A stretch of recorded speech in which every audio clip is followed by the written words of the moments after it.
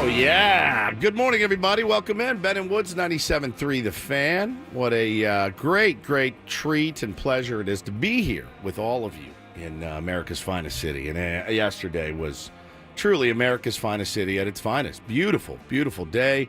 Feeling a little bit warmer when I walk out to my car in the morning. It's really you can feel the page turning a little bit right now. We are Ben and Woods, and we really appreciate you guys making us your show of choice every single morning.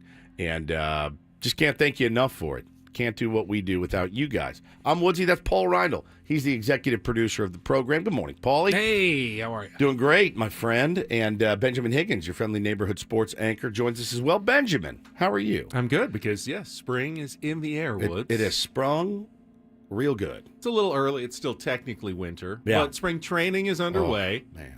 Yeah, it's getting a little nicer outside. Not that we have the harshest of winters here in San Diego. I don't know, man. If you live in my home, my wife is cold all the time. And then I'm actually, the older I get, I'm like cold and chilly all the time. And so walking around the house, she sleeps in a full robe now. So, when you're a kid, 18, 19, 20, 21, you have visions of what, your life is going to be like. And you, of course, picture your wife strolling to bed in, some sexy lingerie, or as a guy that I met one time called it, lingerie. It's one of my favorite. Man, I'm going to get home. Wife's going to have some sexy-ass lingerie on. One of the best. I've never forgotten.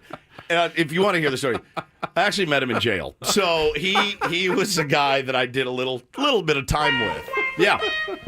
And he would tell me, as we'd be washing dishes, man, when I get home, I'm going to put something on the grill.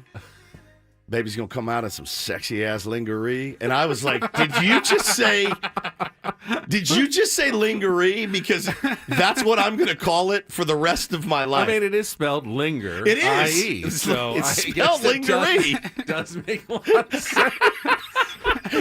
Have I told you that? Maybe have I told you that before? I think off the air I've off heard the that air? story. But get some sexy-ass lingerie. It's my favorite. It is my number one favorite thing. That and Guru. Yeah, Guru. He's a Guru. So you picture, I'm laying in bed, and here comes my wife in some sexy lingerie, and she climbs into bed with me. My wife is in full sweatpants, full sweatshirt, and now a full robe tied around her waist. It's like basically like Fort Knox sleeping next. I roll over in the middle of the night. I'm like, what is all this padding? Like, what is happening? Yeah, like a Yeti. I'm like, we're not at base camp at Everest. Like, why are you dressed so it's all thick. And you can't even reach over in the middle of the night and, grab something maybe you want to grab because it's just all covered with robes. And you got a problem. Yeah, I do have a problem. My wife wears way too many clothes when she sleeps. Then she sweats through the night. So it's really interesting. But no, they're not the harshest of winters, certainly. But I don't know, man. My house is numb. It's like numbingly cold. My hands are cold all the time. I always feel like am I gonna die? Am I about to have a heart attack because I can't feel my hands? Like, I think you lose feeling in your hands or something. So I'm constantly walking around the house doing the blowing on my hands. I got slippers on. It's really it's kind of age when you've slept on your left arm and it falls asleep, and then you wake up and you're like, I'm dead. No, I'm dying. This is it. Is this the heart attack? Here it comes. Did I just sleep on my arm? It's here it comes, dude. It happens all the time. I'll get a slight pain. And I'm like, oh no, it's in my chest, and I'm like, probably just a little gas. I'm like, oh god. It is. I'm telling you, man, it is. It's not fun getting older. But I had a great convo this morning. I drive in early, and my parents 2 hours ahead, in the Tyler, Texas area. And as you guys know, I've talked about it on the air. My mom has breast cancer, and has fought tooth and nail, and is. I talked to her this morning. On the drive in, and man, she sounded like my mom used to sound. She's full of energy. Awesome. She started some new medication. Things are going really well.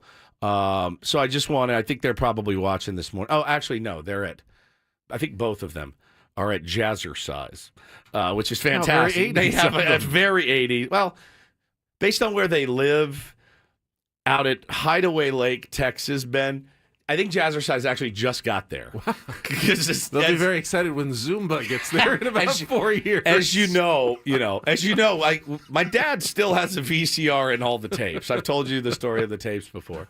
But I talked to my mom this morning, and she sounded just spectacular and is feeling so much better. And again, on her way to exercise, and it was quite a load off, man. Because the last time they were here, they actually had to leave early because she wasn't feeling well, missed Thanksgiving. So I was a little worried. They're going to be out there. They're going to be out here next week. So we'll be driving in from spring training. They'll already be here. And I think we're going to play golf with my dad, Benny, if you can, early on Saturday. And then they're leaving Sunday. But so nice to talk to both of them this morning. And she's doing much, much better. So thank you for all your kind words and kind thoughts.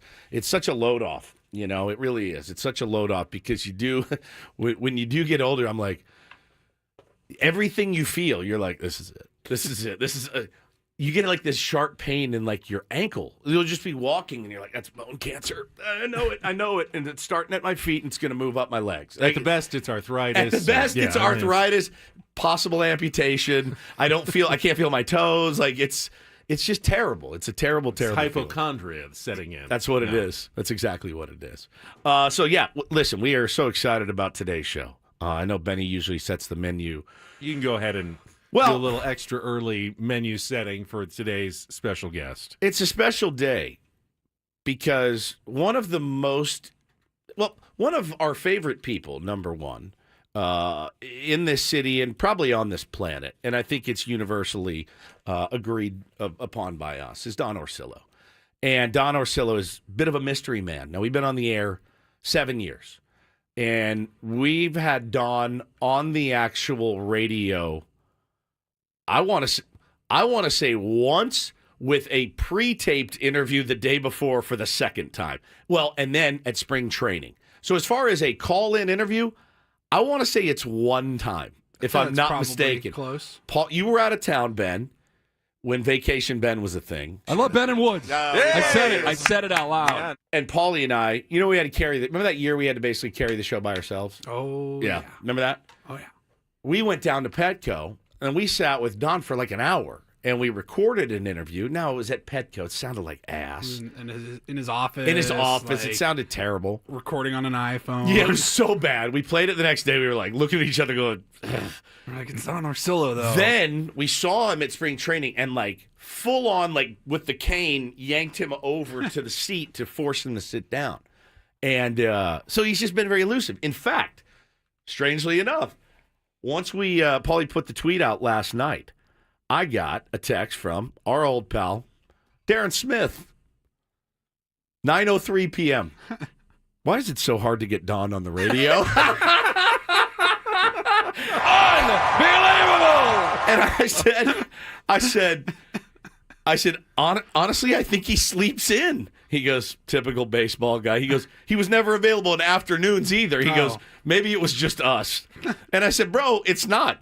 We've had him on the air maybe once. One time he was taped, and the other time was at spring training. He said, he's a mystery. He said his food photos always make me laugh. And I said, man, he's the best. We're very excited to have Don on. I think it's a bit of a strategy because Don likes to keep some of that air of mystery. And we've heard the sleep in excuse. He's a fisherman. Is he the only fisherman in the world who sleeps in? That's a good point. Fishermen get up earlier than anybody. Notoriously, they're like, yeah, pulling out tomorrow at 2:30 a.m. and we'll have cork in the water by 3, right?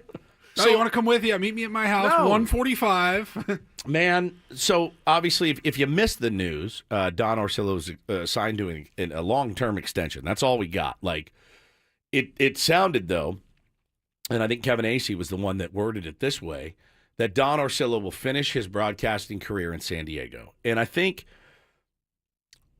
when I saw it, it made me so happy. And I said, Don's been broadcasting games here. And, since my son has been born, the voices that he's heard have really all been the same. and it will be that way for a long time. And that made me really happy because not only is he a wonderful human being, he's a fantastic broadcaster and makes even the worst games, the worst seasons tolerable. So we got Don Orsillo today. Soundtrack of the summer. Soundtrack of the summer. I'm so happy he's coming on. Today is a momentous day in the Ben and Woods history, right? If you want to look back at the history of this show, today is also Manny Machado's signing day. This is the day that he signed his contract with the San Diego Padres. And 7 years ago? 6. 6 years ago. 6 years ago, right, Paulie? Is that what you said 6 years ago today? Yeah. Right, 6 years ago. February 19th, 2019. So it's the show that put our show on the map. That was the day that put our show, the Ben and Woods program. We'd been at it for a little bit, and, we'd done okay, but that was the day that really, when Manny signed, it happened late in the program. We stayed on the air. We blew out Jim Rome. We stayed on the air. We took phone calls, and people started to take notice of this program. It's one of the reasons. I love the man as a baseball player. I love the man as a human being. But honestly, part of the reason I love Manny Machado so much is that when he signed here, it helped our show tenfold. The buzz about our show came that day. We were looking for something to kind of put us on the map, and that's the show that did it. No, we didn't break the news. No, we didn't break the news. But we were here to talk about it. And what it really did was we were already baseball people, but San Diego wasn't really a baseball town, at least not in the way it is now, until Manny Machado signed. And that got people excited about Padres baseball. Yeah. And then they were going, well, who talks Padres baseball in town? Well, that would be Ben and Woods. Yeah. I mean, literally against the advice of every higher up at our old... No kidding. Not only the higher ups. I mean, I would even say other hosts on the station were like, you guys spend too much time talking about baseball. And I just said, this is what we're going to do. This is what we have. And that's what we're going to do. And man, it sure has worked out for us. And obviously the tier ones, have helped this thing along so much over the last few years. Roberto in our chat, my first Ben and Woods show was that day. Incredible. Here we are. I've always felt that was the day that took this show and went, and we just went to the moon. And, it was obviously a huge part. Huge part was played by Manny Machado in that. All right, Don Orsillo, though, 8:35 this morning is when we're scheduled to talk to him. We'll set the rest of the menu coming up. We also have some early tickets to give away, I promise. AEW Dynamite at Front Wave Arena coming up as well. First, though, you were talking about getting old, the hazards of getting older. Yes. One of those things is that you have to think about is, well, you're not going to be here forever. And what do you want to leave to your family? If you haven't put it down on paper, there's an easy way to do it thanks to trustandwill.com. You can set up a will or a trust to help take care of your family if something should happen to you and save them a lot of hassle, a lot of time, and potentially even a lot of money with a trust to avoid expensive and long probate processes in court after you pass away. You got to get the trust, guys. Families pay over $2 billion with a B annually in probate fees. Most of this is avoidable with proper planning. So check out trustandwill.com, just like Ben and I did over the holidays. Go to trustandwill.com. You'll get 10% off plus free shipping of your estate plans by going to trustandwill.com. You fill it all out. Takes about 20, 30 minutes max. Use the code San Diego at checkout. All one word, San Diego. No lawyer to go talk to. You don't have to go to someone's office or anything. All from the comfort of home. Very easy, online, question and answer. They'll send you those documents. Really, the peace of mind that you get it is worth the very small fee that they do charge for this service. So go to trustandwill.com, use that code, San Diego, all one word, get 10% off the free document shipping at trustandwill.com. That's trustandwill.com, and we'll be back after Kelly's first check of traffic here on 97.3 The Fan.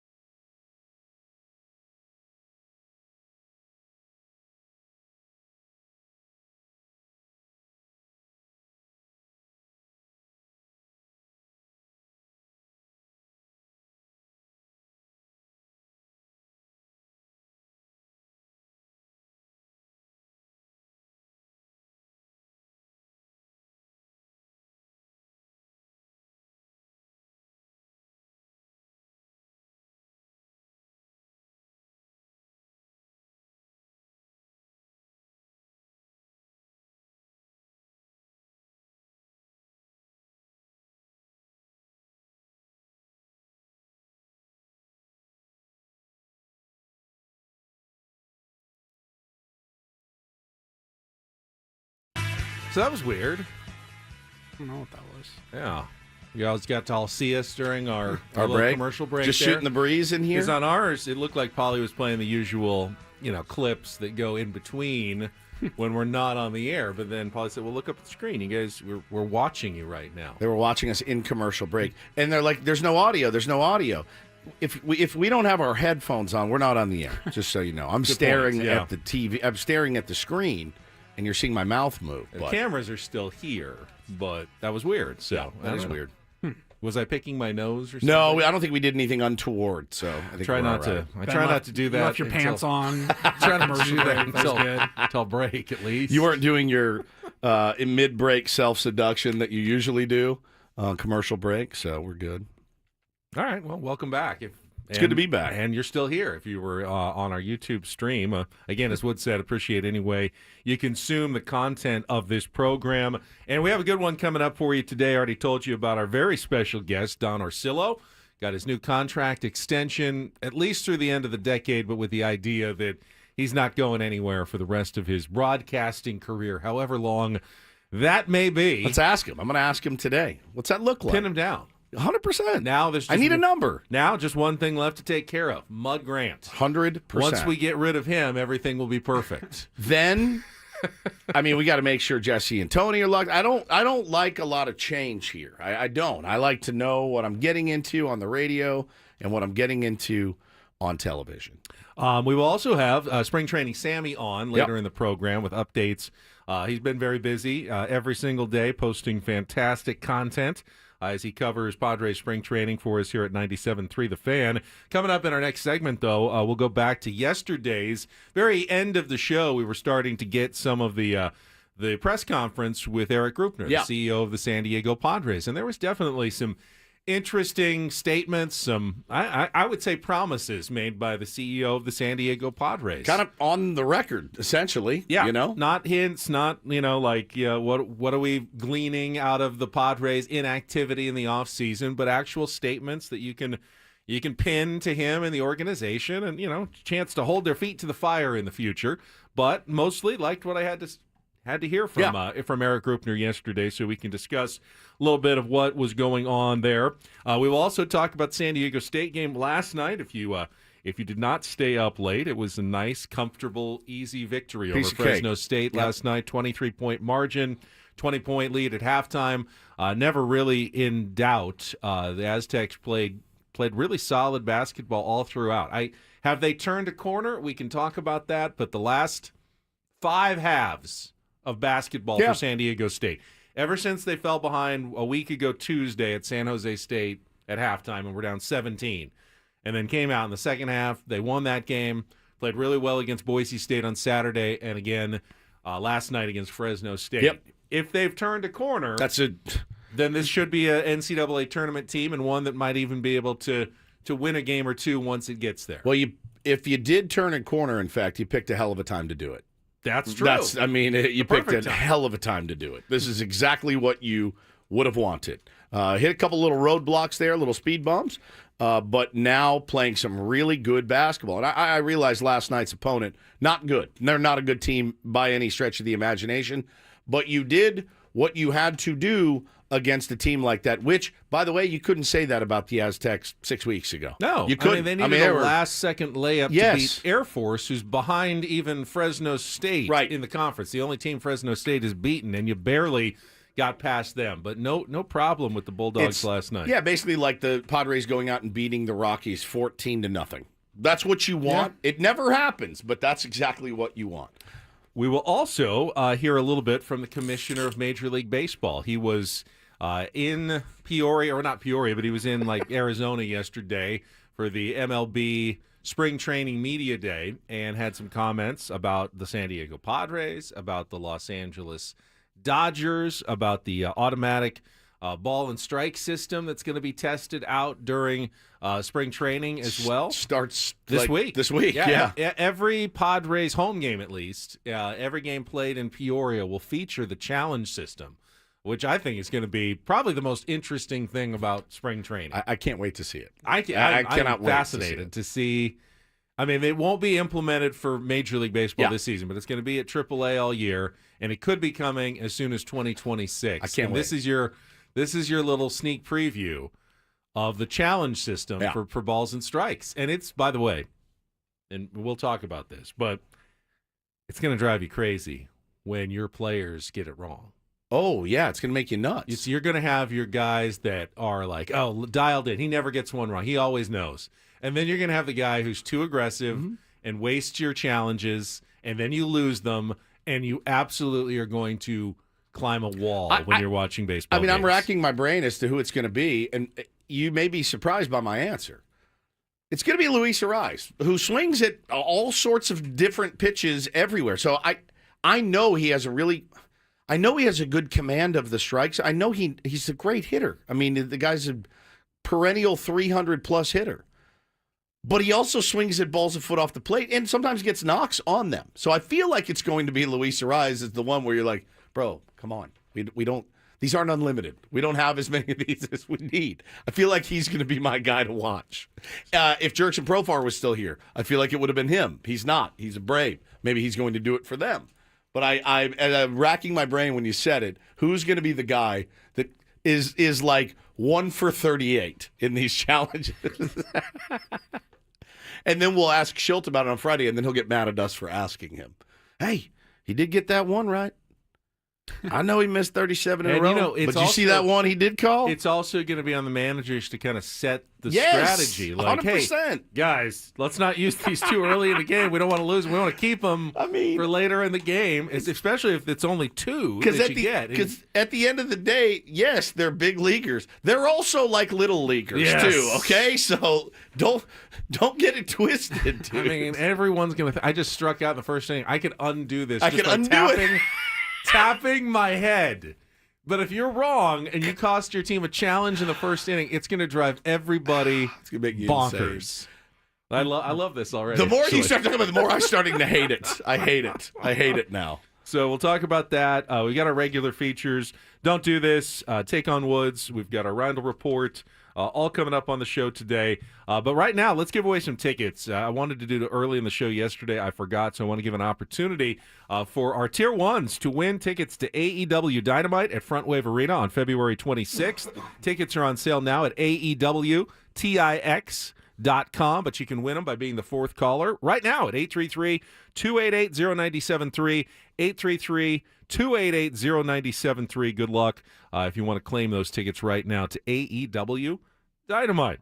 All right, we'll come back and hear the on-the-record comments from the CEO of the Padres about new ownership, new control person, payroll levels, and much more from Erik Greupner when we come back here on Ben and Woods. Gambling problem? Call 1-800-GAMBLER. GEGE 000-466. First, though, Woods and I'd love to tell you about 7 Mile Casino. I know you've heard us talking about it before. 6:31. It is Wednesday morning, and guess what? 7 Mile Casino is open right now. If you've got a weird work shift, you know, a lot of people that listen to us are actually getting off of work because they work the overnight graveyard shift. They're heading home. Maybe they don't want to go to bed right now, though. They've got a couple hours of energy left. It's a great place to go at all hours to play fantastic cards, Texas Hold'em, California-style blackjack, Pai Gow, Baccarat, and they have a 24/7 players menu at Sammy's, so you can even get something great to eat right now, whatever you're feeling like at 7 Mile Casino. A lot to love about 7 Mile Casino. It is a smoke-free environment. It is an environment for card players. You're not going to find slots and things like that in there ringing and rattling in your ears and your brain. You go in, you sit down, you play some California-style blackjack. You'll be so happy that you did. And the best part, guys, it's just 7 minutes from downtown. So make it a priority in 2025. Get down to 7 Mile Casino. It's just 7 minutes from downtown.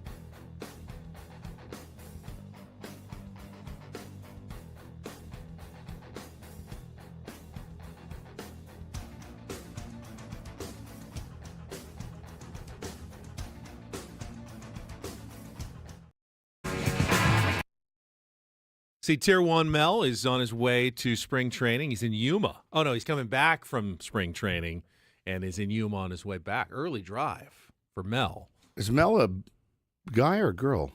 Mel's guy. Melamel. Mel, yeah. Oh, I didn't know. Yeah. How do you know? Mel was the one who helped me with my junk removal. It's great. Fantastic. There you go. Junk removal services and more. He actually holds all the secrets. Oh yeah, he knows all. He knows all the junk. Yeah, that the I've got in my dirty, house, yeah. the dirty details. Yeah, he may have kept it. Who knows? Sorry, Mel. Well, anyone who was in spring training yesterday may have seen the Padres CEO Erik Greupner, who spoke at near the end of our program with what has become kind of an annual tradition. I don't think it's mandated by Major League Baseball, but the Padres have generally, on the first day of full squad workouts, had the control person, the owner of the team. It was Ron Fowler, and then it was Peter Seidler, and then last year it was Erik Greupner with Eric Kitsenda, the interim control person, who did a kind of a state of the Padres Q&A session with the media in Arizona to address the big picture issues of the team and connect with fans. And, not something that they do regularly, but the once a year you could kind of count on that. And we were wondering, well, what's going to happen this year with the uncertainty, with the lawsuit, with John Seidler being named control person and being approved but not officially taking over. What was that going to look like? And yesterday, Erik Greupner just went by himself to represent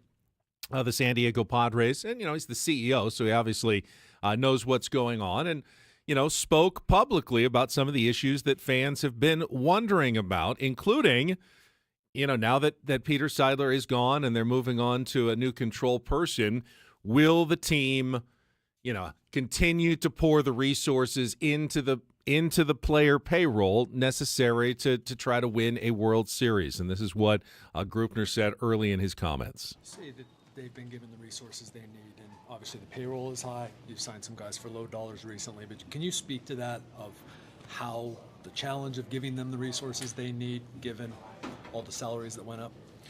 Yeah, our payroll has gone up significantly year over year, and we have been pursuing a long-term plan that was set several years ago, and we're continuing to execute against that plan, and we're exactly where we had expected to be from a payroll perspective going into this year, and we feel like we're at a level, likely end up being a top 10 payroll in baseball that is sufficient from a resource perspective to go out and win a World Series championship. And that's a commitment that we've made for several years now to our fan base, is that we would consistently put a team on the field that could compete for the playoffs and a World Series championship.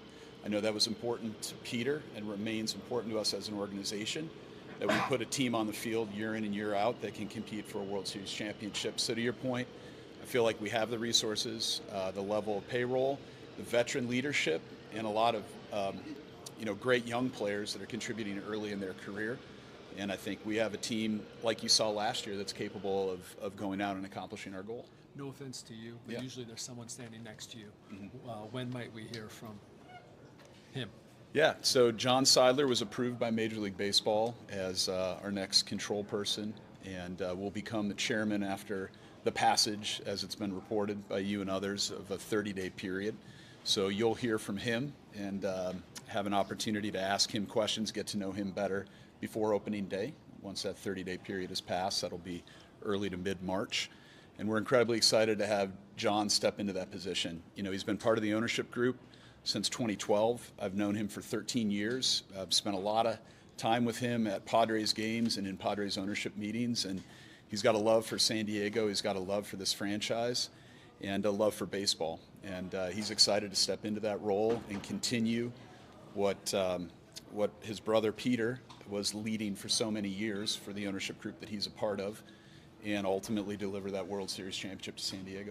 All right, that's a tangible promise. We'll hear from John Seidler before opening day, so I know there's some curiosity about that, and I can be patient and wait a couple of weeks. Sure, that's fine. Until waited it's this long, official. right? The other promise I heard in there was one that the team has been saying for years, that they are committed to putting a roster on the field that is capable of winning a World Series. It's I can't say that I disagree. I can't say that I don't believe him because I think that they have put, for the most part, Benny, I think they have put their money where their mouth Well, is. last year absolutely was capable. They didn't do it. No question. 2023 absolutely was capable. They didn't do it. This year I look at the roster and I think, I think that's at least in a normal season, capable if things come together and players play well, capable of getting to the playoffs and then, maybe winning the World Series. I mean, I'd say they're one of, let's be honest, right? Like if you looked at the 30 teams in Major League Baseball, how many would you really say are capable of winning a World Series? Well, that's the question. 12? One, maybe. One. that's on paper, one. That's the one thing that has changed the whole equation. And I can't hold the Padres to that standard. If you think that only one team is capable of winning the World Series, then you say, well, then Erik Greupner is being disingenuous because he's not putting a team capable of matching up against the Dodgers on the field. Right. But no other team in baseball is either at this point. The Mets are spending kind of close to $70 million less than the Dodgers, and even their owner Steve Cohen, who is richer than just about anybody in the world, was saying yesterday, I don't want to spend this much. This is kind of crazy. He also came out yesterday and said he wants Met fans to pack the place and that he was really disappointed in attendance last year. I saw I don't know if this is true.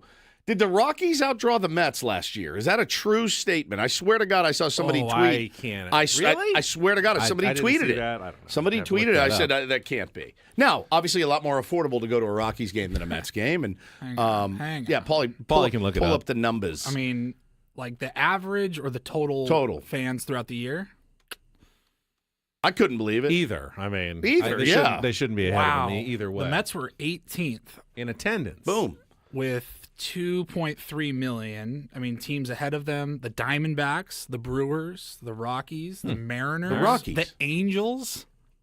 Yeah, I mean, look, it's expensive to go to a Met game, and I was seeing people. You just blew my mind. I was seeing people respond, going, "Well, the stadium's right downtown Denver. The tickets are affordable. It's a really fun place to go." Got off to a terrible start. Start. The whole fan base was disengaged. Remember, even Gary Cohen, the radio announcer, was just like, "This is awful. This team is awful." I mean, that's what happens when you get off to a bad start. By the end, of course, everyone was into it, but even they had already depressed attendance for half the season plus with their slow start. But he even brought up playoff games. Playoff games were sparsely attended. So it's interesting, man. And if you're Steve Cohen and you're spending what's he paying in luxury tax?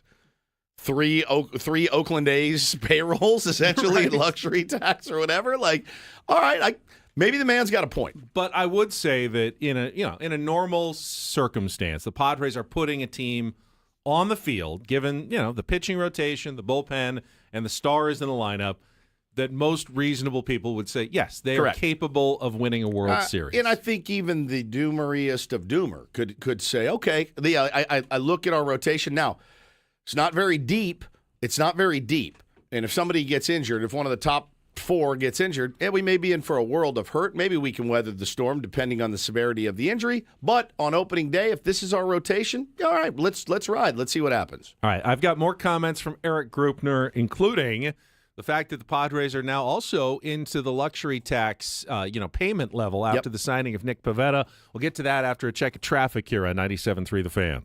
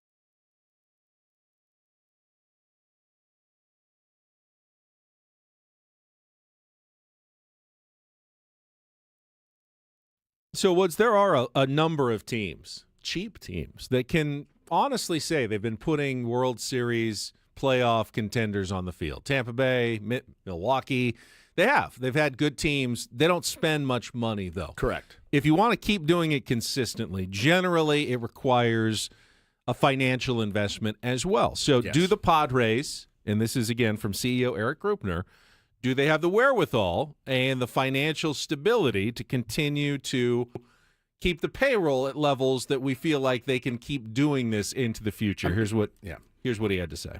Yeah, we currently are projected to be a CBT payor this year, and we've been there in prior years. Too early to say where we end up. A lot of things can change over the course of a year. Things may even change between now and opening day, but obviously there's a willingness that if that's what it takes to put together a competitive team that we think can accomplish the goals that we have as an organization, we would be willing to do that this year. I think that's just a further commitment and, really proof in the pudding type moment for the fan base that, we mean what we say.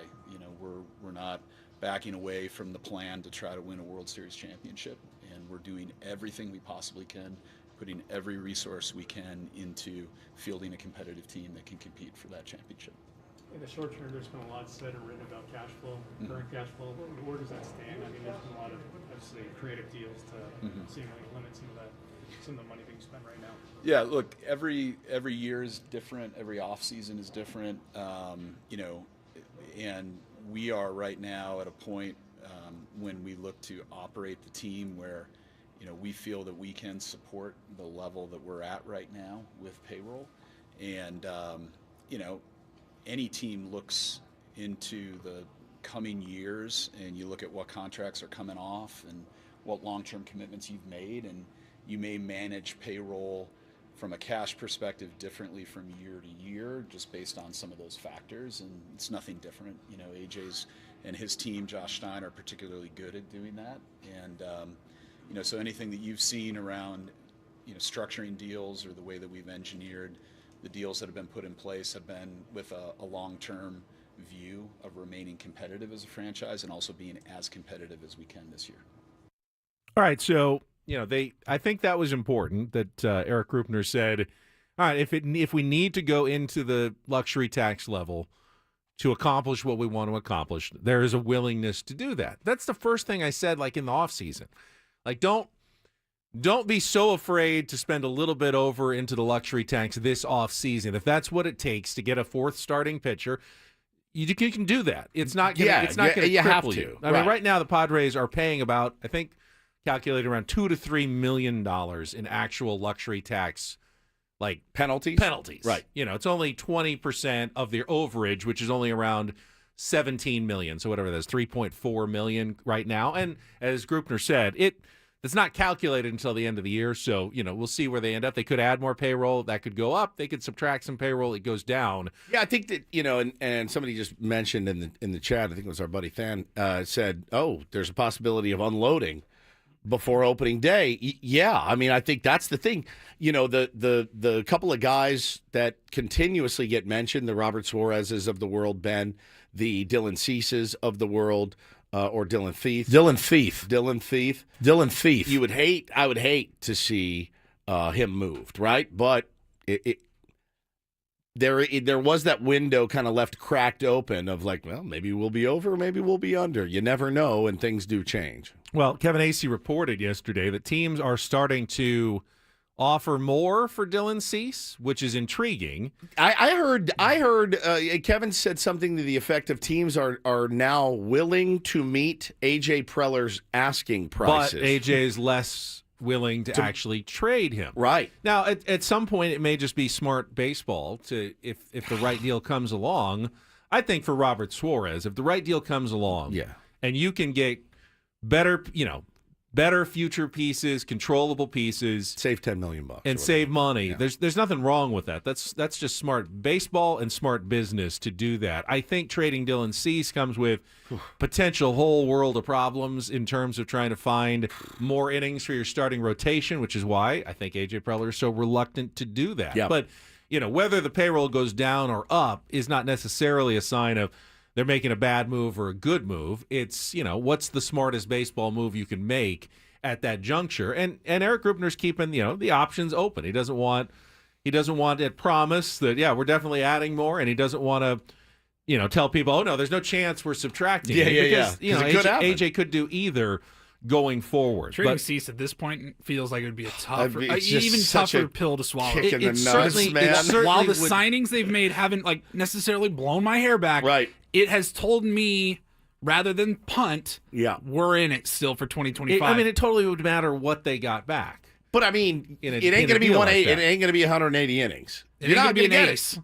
You're not going to get a 1. No, but, remember, Dylan Cease isn't guaranteed to throw 180 innings. Even Pretty though much. I mean, pretty much. no pitcher is. Well, I mean, yes, he has a safe he could has fall out of a building and land on his he's one of head. the I get that. He's one of the better bets to do but that. he's that's as good as it gets. That's how you. If you acquire, multiple arms that you feel good about, it's something that you have to absolutely consider. I if think you're AJ of Preller. course, you have to consider it. But I'm just saying, when does the season start? A month, and you trade your number one top of the rotation guy. Oh, and you get, I don't know. I think it just feels like a kick in the nuts. I think watching spring training and seeing how some of these other guys look. Is Kyle Hart going to be a solid major league pitcher or not? But they try to sell that. It's spring training. That's why you have people who make these evaluations. 100%. It's They're not us. They're not just looking, that guy had a 2 ERA. He's good to go. But they look at their stuff. They look at the movement. They go, I'm telling this you, guy's playing. And if they have lots of pitchers that they feel like, we got 4 starters, that are in good depth, we can make a move somewhere and improve our roster elsewhere. I'm just telling you as a consider fan. those things. I'm telling you as a fan what it would feel like if they're like, we have traded Dylan Cease to the Boston Red Sox for Cutter Crawford or something. It's not. I'm not going to be happy. Yeah, I don't think they're going to make a deal that's just going to be outright disappointing. Disappointing, and like a fire sale. I agree. Deal. I agree. That's not coming. I know. So anyway, all right, let's take a time out. We can get to more of the comments later. I also want to talk about San Diego State's win last night. All coming up in our second hour of Ben Woods here on The Fan.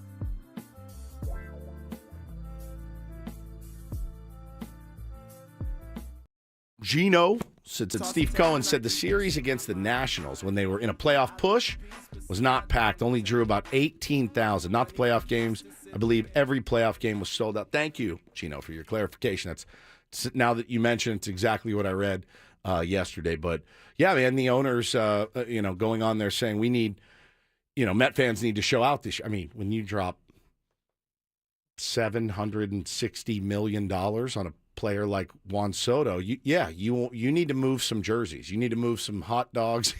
You need some asses in the seats. And one thing that Greupner did say yesterday was that, the only reason that the Padres are still top 10 in payroll is because of the support of fans. And he thanked them. But he said, without a TV deal, we are pretty much reliant on fans showing up.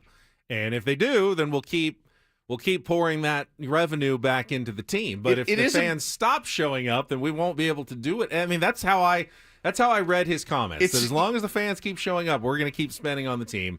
And if they don't, we're going to have to reevaluate because that's where we're getting the money to spend on players from. And, we started the offseason. And again, I look back till only last Tuesday and then signing of Nick Pivetta. Again, I get it. Totally creative deal. It's Nick Pivetta. It's not Corbin Burns. I'm very excited about Nick Pivetta. Do not get me wrong. And I think he's a very valuable addition to the team. But, bro, had they not signed him, Ben, that is a different press conference yesterday for Erik Greupner. It just is. And he can say it. You can say it. We can all say it. Fans turned out in record numbers last year at Petco Park. So they did their part, right? And I think up to the point of Nick Pivetta, I don't think the Padres had matched suit yet.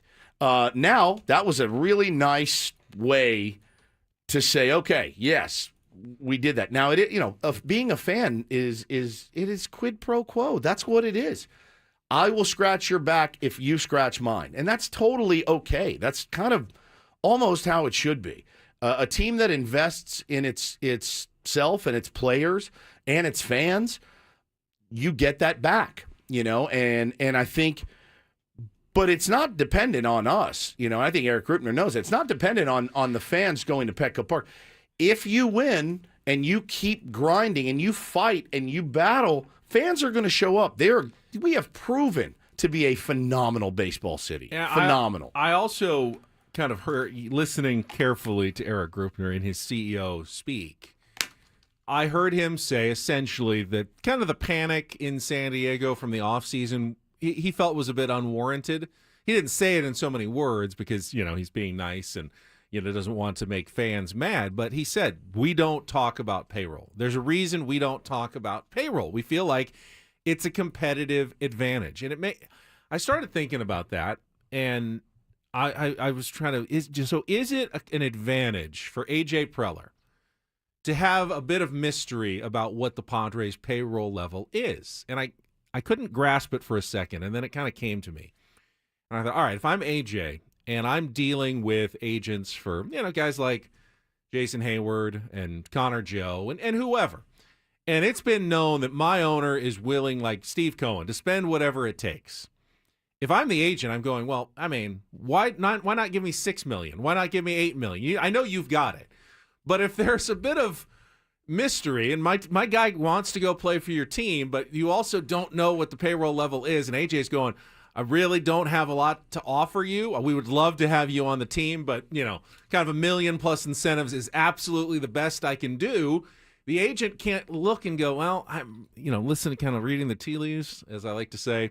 Maybe they're right. Maybe if you want to go here, that's probably the best we're going to get. Well, but is it good to not be talking about payroll necessarily in the offseason? Well, yes and no, because you're talking about Jason Hayward and Connor Joe. Right. So but you're not talking about Anthony Santander and Corbin Burns, right? Like you're talking about guys that's like, hey. But even Nick Pivetta and the structure that he accepted to come to the Padres. Yeah, for sure. Does he do that if his agent thinks, why should we make any consolations to you guys? You guys got plenty of money. Why am I structuring my contract in a weird way? We're talking about guys like Pivetta and Hayward and Connor Joe because those are the guys that we did sign. I'm curious, who was AJ talking to that we couldn't sign? That's the other. There wasn't a whole lot of smoke all offseason. Not at all. I don't know. We're him and Blake Snell's agent. We're in Blake Snell talking. You're talking about the Mets, right? The Mets starting rotation is it ain't great for all the money that they're spending. You look at it, you're like, I don't see that as a top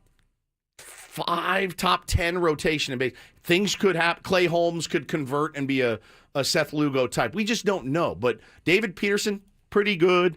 Tyler McGill, was it McGill? It's David Peterson. It's Sean Manaea. It's a converted starter, Clay Holmes. Lost Jose Quintana. So if you're Nick Pivetta, and maybe you didn't want to play for the New York Mets, maybe we never know. But Manaea, Montas, yeah, Frankie Senga, Montas Who's hurt now and right. out for at least Kodai 6 to 8 Senga, weeks. David Peterson, Yeah. Clay Holmes. Right. That is not, you don't look at that as a Met fan and go, World Series are bust for these guys. You just don't. So if what you're saying is true, then why aren't you beating down the door of Steve Cohen and the New York Mets going, give me my $55 million, but give it to me without having to get creative? Because he's got the money to do it. I just think when you're talking about the Connor Joes, who I love, Jason Hayward, who I really respect, at that point, you're like, hey, man, this is what we got. Take it or leave it, or go find a job with the Cubs or something. I mean, it's a good point. The Mets, they had a big offseason, signing Juan Soto, re-signing Pete Alonso. They're up to like $320+ million in payroll. Can you really make a strong argument, though, that the Mets are a better team than the Padres? I You just made the case. The Padres pitching staff is likely stronger. Mets have a good bullpen, too, but I love the Padres bullpen. love the Padres bullpen. And then both lineups are loaded with stars. 100%. And have a few role players at the end. Maybe I give the Mets a slight edge. Slight but edge. I think overall, I kind of like the Padres. No doubt. Padres With match up well with the second highest payroll in baseball. With a healthy Tatis, a healthy Manny Machado, a healthy Xander Bogaerts, that's Jackson Mer- You're looking at Lindor, Soto and with Alonso. I That's mean, really the matchup good. star for Manny, star. Tatis, Merrill. Right. Bogarts. I mean, It's Rise. you can make the case, right? You can absolutely make the case that, like, actually, you look at those two teams, you go, I would like to match up against them. I think these would be really, really good baseball there's only games. one team in baseball one. that the Padres don't really match up well against. But none of the other 29 do either, except the one team that I think Colorado Rockies, right? that's actually field, yes. actually on the field. True. The one team I'm really interested in watching this year, from afar, is the Atlanta Braves. I look at the Atlanta Braves and I go, people are sleeping on these cats, dude, because the Dodgers have stolen every headline, and for good reason. I look at the Braves, and if I'm the Dodgers, I'm like, I don't want to play those guys. Their pitching is good. It's young. It's nasty. Their lineup with a healthy Acuna and a Matt Olson who hit a ball yesterday, Ben, that sounded like it came out of a Civil War cannon. You know, you look at that and you go, oh, yeah, these guys have some really Michael Harris, I think he's going to have a good year. They have a really good team. But the Dodgers have stolen every headline. And again, for good reason. They had a monster offseason. So, yeah, the one team we don't match up well against is the Los Angeles Dodgers. But neither does really any other team, except maybe the Braves. I mean, it's funny that the Braves, Jurickson was probably their biggest ad. Yes, they didn't in do the much. offseason. They haven't done anything. But they're getting guys back like Strider. But, and, the health is going to be a huge issue And Acuna, for them yeah. this season if they can stay healthy. Because we saw, by the end of the year last year with the injuries the Braves had, the Padres were well ahead of them. By the time they got to that wild card series, you could palpably feel the Padres had a huge advantage at that point over the big Braves. time. You just could feel it. Big time. But you feel like just health-wise they've caught up. Yeah. With the Padres, at least in the And offseason. didn't they have a guy making his debut or something in the playoffs, or he'd thrown like 2/3 of an inning or something? The kid from my hometown, I can't even remember his name now. Long name. Yeah, long name. Long name. I can't remember. Not Schwellen Bob. No, he's like he's yeah. in the rotation. He's good. I can't remember the dude's name, but yeah, man, like that team's getting healthy. They're going to be a force, and the Mets are going to be a good team. Don't get me wrong. If you're a Met fan, I still think you have the nastiest 1-2-3 and one of the nastiest 1-2-3s in baseball. So, but yeah, man, it's going to be interesting to see how this team comes out of the gate. That's the thing I'm most looking forward to seeing how the San Diego Padres start. And it's just going to be so imperative that they get off to a good start this year. Because if you're like the Mets and get off to a slow start and, you don't get the attendance numbers that you were hoping for, then that can have a real impact now on the finances of the team, kind of based on what Erik Greupner was saying yesterday. Smith-Shawver. Smith-Shawver with the hyphen. The hyphen. That's right. AJ Smith-Shawver. Anything else from Group Dog that I missed yesterday? Well, obviously, you had the big Don Orsillo Yep. announcement, which, of course, we're going to have Don on the program coming up at 8:35 today to congratulate him on the new contract extension that he got from the San Diego Padres, which I thought was obviously important. And, yeah, I mean, we got the John Seidler news. That's going to be coming in the next couple of weeks, and we'll get a chance to talk to him and meet him. I don't know if we will in person get a chance to talk to him, but the media and the fans will hear from the new control person for the San Diego Padres. Yeah, what's that date? Does anybody know? He said, what did he say? Mid-March. Early to mid-March. So, yeah, we'll be out there next week. Before the season, but probably after we're there next week. So I doubt we'll see him Probably or miss talk him to by him like on a the air. week. Yeah. But It Sammy, is- Sammy will be out there. And so. and again, like I don't know anything about anything, but it is I don't want to say the word funny. It is interesting that people are making sure that we all know how involved John Seidler has been with the San Diego Padres. I mean, he was a very, very, very, very silent partner for a long time. I honestly had never, So are all the other partners. That's some of them, but there's literally one picture of the man that exists. You know what I'm saying? So, but that's something that they want to make sure to drive home. And again, only time will tell, right? You can say it all you want, but only time will tell, and your actions as control person will ultimately speak about who you are and what you're all about. The other thing that I thought was interesting was Erik Greupner said with no equivocation this that was the great. Padres will not be sold. And that, not only not be moved, I never thought they were going anywhere, but that they will not be sold. Now, you can say that, and circumstances can change. and Whoopsie-daisy. You may have no choice in the matter at some point, to resolve legal issues. That's what happened with the Dodgers back under Frank McCourt. He didn't want to sell the team, but after a divorce, it became untenable for him to continue to own it. But there is no active plan, and he didn't mince words. There was no CEO speak there. He said, I've been told many times, presumably by, Seidler family members, this team will not be sold. That it's not in the plans. This is not some long scheme to get out from the Padres and cash in on the value of the franchise. They want to continue being owners of the team. So I'm going to take him at face value there. He didn't leave himself an out like he did with the payroll could go up, could go down. Yeah, anything could happen. No, he was like, well, I've told this team is not going to be sold. Yeah. So that was pretty direct. Yeah. All right. Okay. I'm in. On the other end of the spectrum are owners who really don't spend any money, and I know Woods has one of those stories coming up on Don't Do This. This is unbelievable. Also have a funny moment from last night's TGL indoor golf involving the GOAT and a fairly hysterical mistake by Tiger Woods last night. If you didn't see it, we'll have some audio coming up from that as well. That's in our next segment. Right now, though, let me tell you about SDFatLoss.com. I lost 40 pounds in 60 days, but I'm not the only one. So many people in this building have lost a ton of weight. Tier 1s, listeners, other people in San Diego. If you take the three of us from 97.3 The Fan, me, Chris Ello, and Matt Scraby, 117 pounds together that we lost in 60 days. Each of us went through the program, lost up to a pound of fat per day, 10 to 20% of our body weight in just 60 days. John, one of our listeners, lost 40 pounds. Manny, I've told you about many times, lost 50 in the first 60 days, kept going, is now down 93 pounds with SDFatLoss.com, and they do it without any injections, hormones, or drugs. You don't have to buy any shakes or bars or mixes. You don't have to exercise. You just follow their program, listen to their counselors, eat right, eat foods from the grocery store like chicken, steak, and vegetables, and you absolutely can lose weight. You can do it. If I can do it, and I love food, you can do it as well. Just set up your free consultation by going to SDFatLoss.com. If you like what you hear and sign up for the program here in the month of February, still get $200 off the program. It's a great deal right now, and the results, they speak for themselves. I feel so much better than I did, look better. Just feel good when I walk by a mirror, as opposed to hiding. When you turn your head away from the mirror because you don't want to look at yourself. You ever do that? Never once. It's a good feeling, I promise you. Go to SDFatLoss.com. Sign up today at SDFatLoss.com.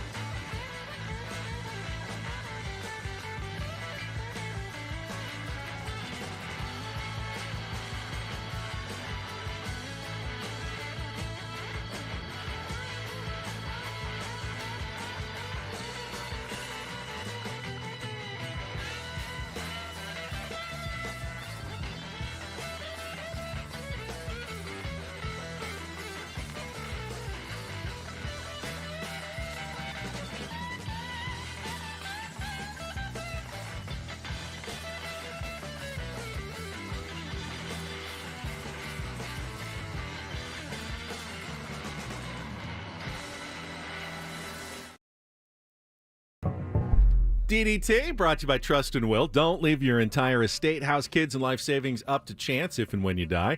Do set up a Trust or Will online at trustandwill.com. It's a lot more affordable than you think. Visit trustandwill.com for more info. All right, last night in Palm Beach Gardens, Florida, it was TGL, Tomorrow Golf League, including Tiger Woods' Jupiter team taking on New York. And Tiger's team was just getting their doors blown off. I think they were down 8-0 at one point. Again. When Tiger had what he calls one of the most embarrassing moments of his career. So he's playing the hole. He's out in the quote-unquote fairway, and the green is somewhere out there. And we've got the audio of it, but he asks his playing companions, Kevin Kisner, Tom Kim, the caddy guy who's standing there, what his distance is. Read it off the screen. And they tell him 99. But it's not just 99. It's a long par 4. He's 199 yards out. But apparently it's very standard in golf too to be like if you know that it's more than 72 yards, it's okay to say, what's it playing at? 172. So you just say, what are we at today? 72. Yeah. All right, so you know it's 172. Clearly, you know it's not 70 yards away. Me, the 29 handicap, knows that it's You're like, not it's probably 72. close to 200. Right. Closer to 200 than 72. So if you just say 72, it's 172. Correct. But apparently, inside it wasn't quite as clear to Tiger, who thought that, they weren't dropping the one. And so he ends up hitting a 99-yard wedge shot that comes up 100 yards short of the hole. And it was pretty embarrassing. Here's what it sounded like last night. How far? What is he doing? He's got a... You hear the, what's he That's doing? That's Kisner. That's Kisner. What are you doing? How far? What is he doing? He's got a wedge. What are you doing? 199. He said 99 yards. I said 99. No, I heard you say 99. Not 199. I'm going to have to do some investigative journalism. What the hell just happened? No, I heard 99 yards. So I grabbed my 56 and I hit it 100 yards. On the nose. I mean, he did. It was. If it was 99 yards, it would have been a foot away. Came up 100 yards short. It's incredible. Even the best of them. Well, I mean, he definitely didn't look sharp. It's first time he was playing since the death of his mother. And that's true. Snap hooked one. I saw someone, how do you snap hook one on a simulator? The answer, same way you do it outside. It's still a golf swing. It was kind of ugly last night, but funny moment, embarrassing moment for Tiger Woods. We always talk about on DDT, you can think things, you can even share them amongst friends, but there are things, as we say, not for air. Hey, I'm going to tell you guys this story. This is not for air, right? Or this is not for print. And I think Brewers owner Mark Atanasio, I think he put his foot in his mouth a little bit yesterday. He is the owner of the team. Look, the Brewers have been, despite a very paltry payroll every year, it's because of the division that they play in, Ben. They've been, I guess you could call them, a successful team. They make the playoffs a lot. They don't really advance much. They have not been to the World Series since 1982. But I think if you're the owner, you're like, hey, listen, this is pretty great. So he sat down with Bob Nightingale, and Bob was asking him about his lack of spending. And I think they spent $900,000 in free agency this year. $900,000. That's on top of trading Devin Williams away. They've done a good job at keeping like Christian Yelich. They signed him to that big deal. They extended Jackson Chourio. They got that deal done. But what they don't do is they don't go out and they spend a ton of free agency. So he says this, and this is the quote that if you're a Brewers fan this morning, you're like, where do we go from here? He says, my goal from an ownership standpoint is to always compete. You hear that a lot. I don't like to talk about us as a small market. We're certainly not played like a small market. Since 2005, we have the fourth most wins in the National League. Quote, is my job to win a World Series, Atanasio said, or is my job to provide a summer of entertainment and passion and a way for families to come together? I think if that is your owner's mindset, I don't know that you should own a football team or any sort of competition. I don't think you should be involved in any sort of competition at all. Like, that should set off an alarm in Rob Manfred's office. Right. Is my job to win a World Series? I think the answer to that question mark is yes. It should be. Well, the answer is it's both. It's both. Your job is both. It can. If you do one, doing one begets easily the helps other. you do the other. Correct. Now, you can provide entertainment and a good experience for a non-winning team. The nature of sports, half the teams are going to have bad seasons. Correct. It doesn't mean that all of them are doing terrible jobs at, providing entertainment. You have to, have a good ballpark experience, try to put a good product on the field. But really your job is to do both. And that's how professional sports works. You need teams that are competing to win, essentially, to make this whole thing go. Yeah, and they asked him about, their TV deal gets them about $35 million a year. And of course they compare it to the Dodgers $330 million annually. It's quite a big disparity. And he said, look, I don't want to think small, but we've never been able to do what the big markets do in terms of free agency and payroll.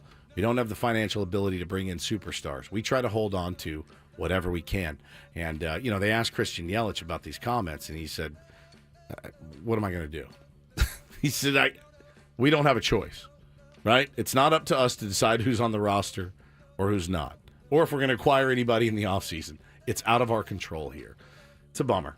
It's a bummer. It's a bummer to hear your owner actually come out and say, hey, I don't know, it's not really my job to win a World Series. My job is to provide entertainment throughout the summer and bring families closer together. What do you want from me, guys? Yeah, what do you? I don't pitch. I don't hit. By the way, the Padres as a franchise are way closer to the Milwaukee Brewers financially than they are the Mets and the Braves and the Dodgers and the Angels and the big market teams. So they're on the Brewers level when it comes to finances. Crazy. It's just, again, one of those things. I think it's okay for you to think that, Mark. I just don't think it's okay for you to say it. No. And even if you think it, it's probably the wrong mentality to have as an owner. And no one thinks that you can compete with the Dodgers. No one can. Limitations are understandable. You can understand limitations, but when you spend $900,000 in free agency and you ship out Devin Williams and lost somebody else, Willy Adames. Yeah, Willy Adames. How do you replace those guys? And it's really, really, really tough scene. Don't limit your dreams.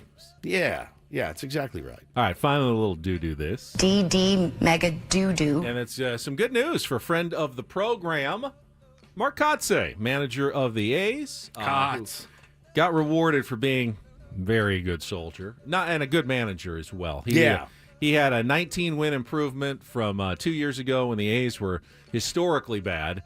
Had a decent season last year, and now things are looking kind of up, at least on the field, for the A's. An uncertain future, expected to play in a minor league ballpark the next 3 years, and I would imagine part of that is, all right, Mark, you've shepherded us through a very difficult time in our franchise history. Been a great soldier. We know that this isn't going to be the nicest of circumstances, having to play in Sacramento. Here's a little job security, at least for you, and they extended him through the 2028 season. So at least through the rest of the time in Sacramento to Las Vegas. And, hopefully they play well enough that Mark gets to see them all the way into their new ballpark at some point and at least reap some of the rewards of this difficult transition period for the A's franchise. It was going to take the right guy to do it, and they found it in Mark Kotze, and his players absolutely adore him. And I love Mark, too. Really, really good dude. Congrats to him and his wife, Jamie. They're awesome people. His quote was, "I'm very humbled. Outside of the day that I married my wife, I think this is going to go down as one of the best days of my life." Smart move. I've met his wife. He's right. Oh, yeah. That was definitely one of the best days. And the disparity between the two is probably vast.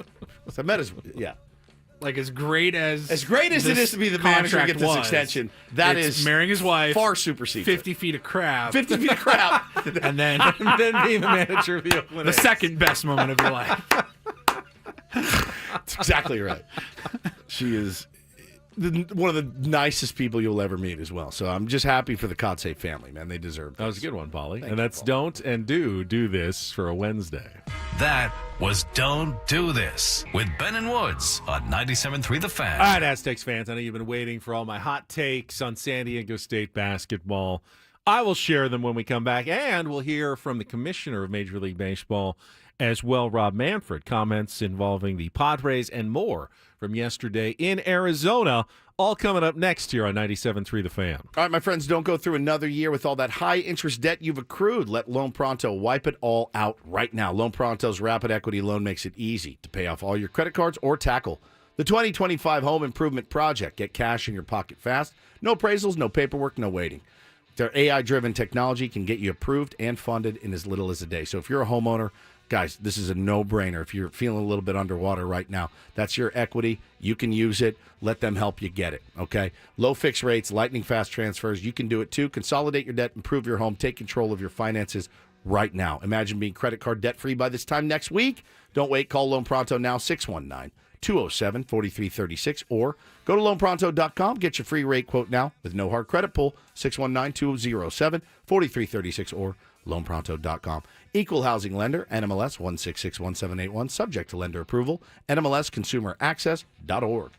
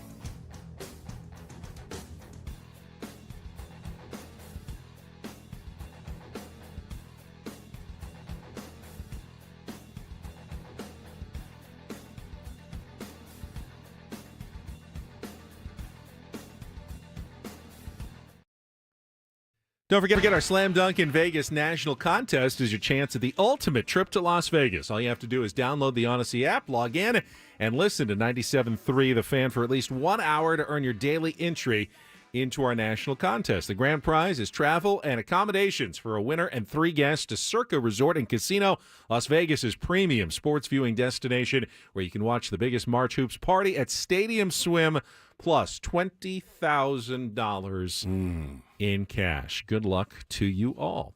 Speaking of Las Vegas, we're only about 3 weeks away, less than 3 weeks away. Mountain West Conference Tournament in Las Vegas. Hopefully, the San Diego State Aztecs won't need to win that to secure their bid into the NCAA tournament. But there's still 5 more regular season games to be played, and the Aztecs are definitely one of the teams on the bubble, but did what they had to do last night against Fresno State at home at Viejas Arena. Really coming out fast from the get-go, jumping out to a lead, getting it to double digits, 20 points at halftime. Never really let Fresno State go on much of a run in the second half. A bit of a snoozer, to be honest with you. I didn't even have to tweet much about it. It was a rather stress-free victory for San Diego State last night. There's nothing like watching your team that's kind of, you're unsure about them. You don't know how to gauge them. They're hard to pin down. Go out and you have a snoozer like that. It's exactly what you needed against a way, way inferior opponent. And, yeah, your heart rate never got above 60 beats per minute. It was never close. Aztecs have had really slow starts all year long. Yes, and you're like, how are we down 3 to this team? Correct. And, you're confident they'll figure it out, but you're like, this is a tough watch. Didn't happen last night. Yep. Did it without B.J. Davis, who played like the first 2.5 minutes but was sick and came out, did not return to the game. Miles Bird also has something, I don't know, wrapped on his thumb, on a shooting thumb. I don't know if that's been contributing. He hasn't been scoring as much lately. But the Aztecs have clearly found something in the last couple of games. And to me, the new offense is Nick Boyd and Magoon Guath, and let those two just cook. Boyd has gotten much more aggressive. He hit 1,000 points for his college career. Most of it spent at, obviously, Florida Atlantic before he transferred to SDSU, but hit that major milestone, ended up with 19 points, game high for the Aztecs. Magoon had another really solid game, 14 points, 6 rebounds, ended up credited with 3 block shots, although they tend to add more blocks to Magoon as they review the game tape. They've done that a couple of times this season.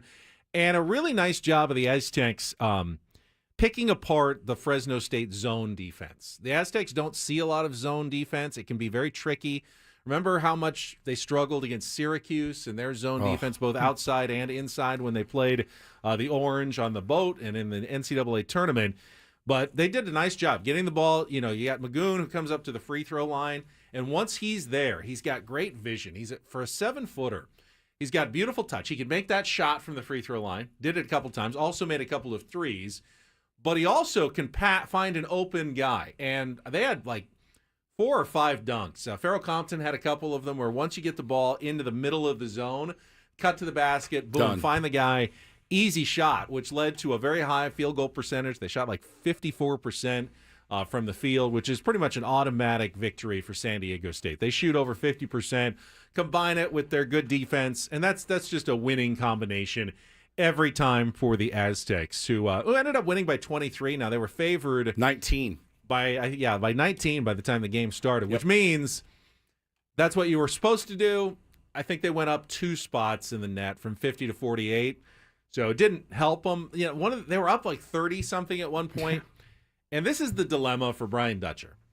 When you're up that big, you want to take your starters out so they don't get hurt, give the walk-ons a chance to play. But Fresno State, scores a few points. It gets down to 23. It actually hurts you in the computer metrics. Right. It shouldn't. That should not a game factor. that you're up by 30 and it turns to 23 shouldn't hurt you at all. It shouldn't. In the new era of college basketball that relies on Ken Palm and Bart Torvik and all the computer metrics, bunch of made up guys making them all up. Dixie Normus. Dixie Normus, John McGillicuddy. It actually does.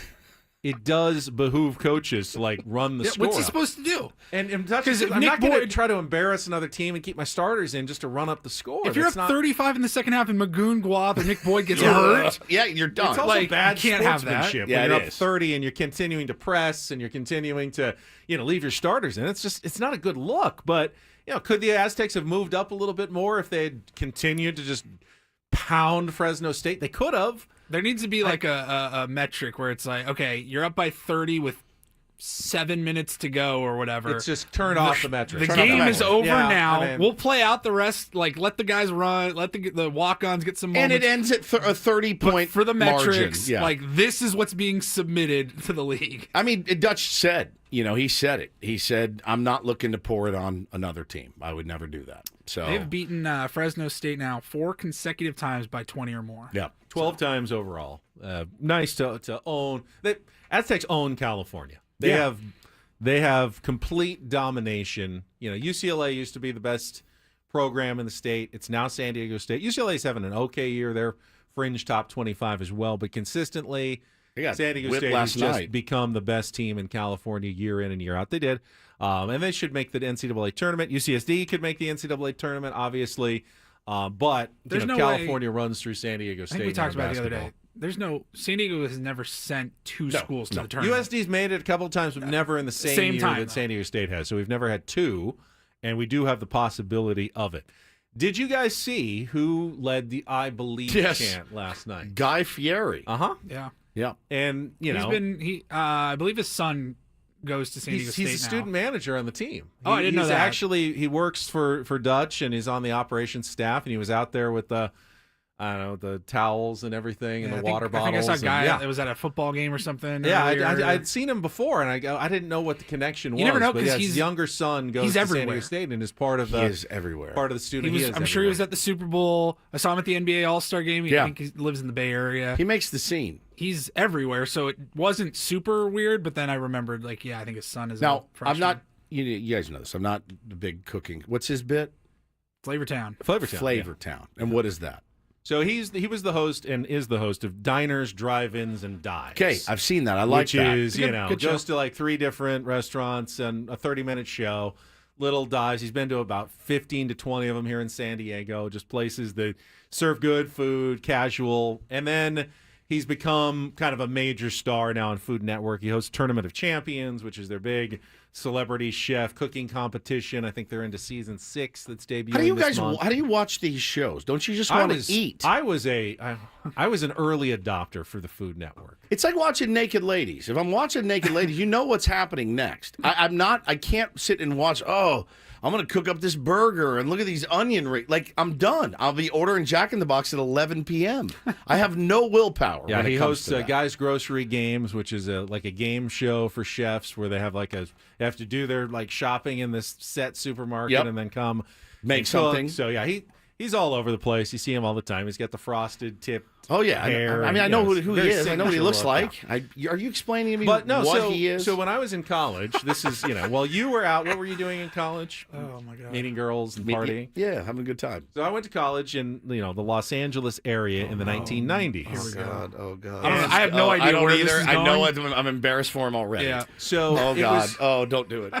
Please don't say what I think you're going to say. So one of the only places in America you could get the Food Network in the early days was on a cable system in LA. So we actually had in our dorm the Food Network, and I was fascinated. I told people I would watch the early Emeril Lagasse shows, and I go, "There's something oddly compelling." This is when it was basically cable access. No one had even heard of the Food Network, and I turn it on and I go, "This thing is going to be big." I wish I had invested in the Food Network back then because I could tell this thing is going to go crazy. I said the same thing about Matt Damon when I saw him in a movie called School Ties. Did you? Yes, and I saw him and I went. That was the one where Brendan was the Jewish Fraser was the student? quarterback, Yes. yep. Yeah, but he's hiding the fact that he was Jewish. And I don't know that was his first film, but it's the first film that I saw him in. I don't know why I just said film, by the way. I don't know who I think I am.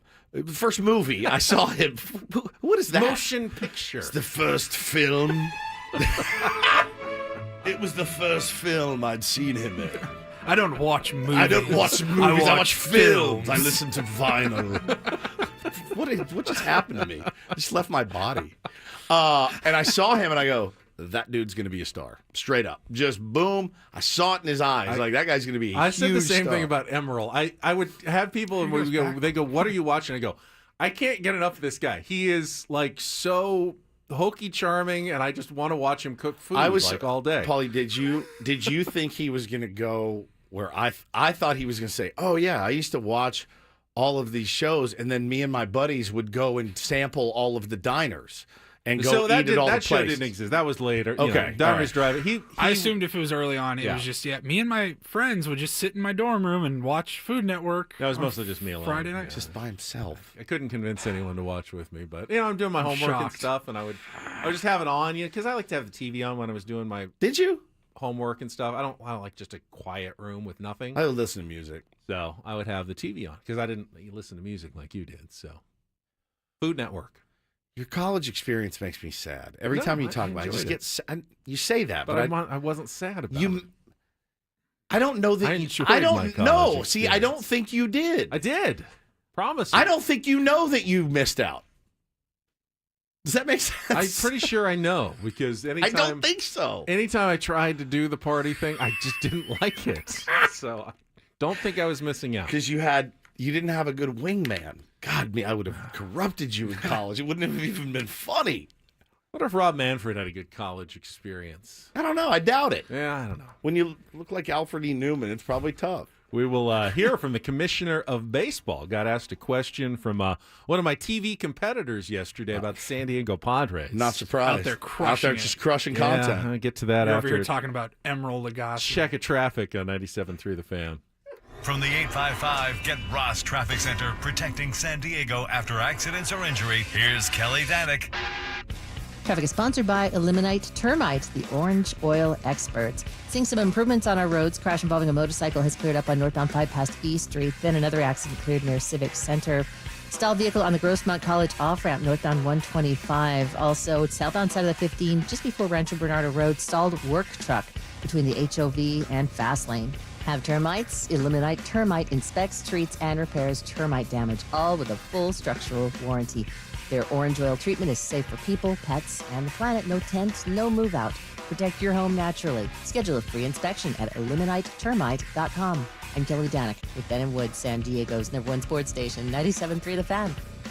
Yeah, so Rob Manfred made an appearance in the Phoenix area yesterday for MLB Spring Training Media Day and sat in a little room and answered questions from reporters. Talked about, an issue he's mentioned before, the LA Dodgers and their free spending ways. He said, don't blame the Dodgers. They're following the rules. Now, the system we may need to look at that is allowing the Dodgers to do this kind of spending. He also, I thought was very interesting, said, unlike the Yankees of George Steinbrenner's era, who were the evil empire and everyone said, hey, they're ruining baseball with what they're spending. He feels like what the Dodgers are doing is much more sustainable financially than even what the Yankees were doing, and that worries him. That the Dodgers will this isn't like, okay, we're going to ramp up payroll for a year or two and then we can bring it back down. It's like they make enough money now; they can just keep this up forever, and that's not that worries him. That worries him because it doesn't. Because the fans are fans of 29 other teams and owners of almost 29 other teams are not happy about it. But I've not seen. Okay, now here's where I disagree, because I remember, and we had their names, and they went on record. The Dick Manfarts of the world. They went on record. Every talking head went on record as saying what the Padres were doing was bad. Not just, oh man, they may run into some speed bumps here. People were vehemently against what Peter Seidler tried to do. Vehemently against. And I'm talking the other owners as well. Peter was a maverick when it came to that.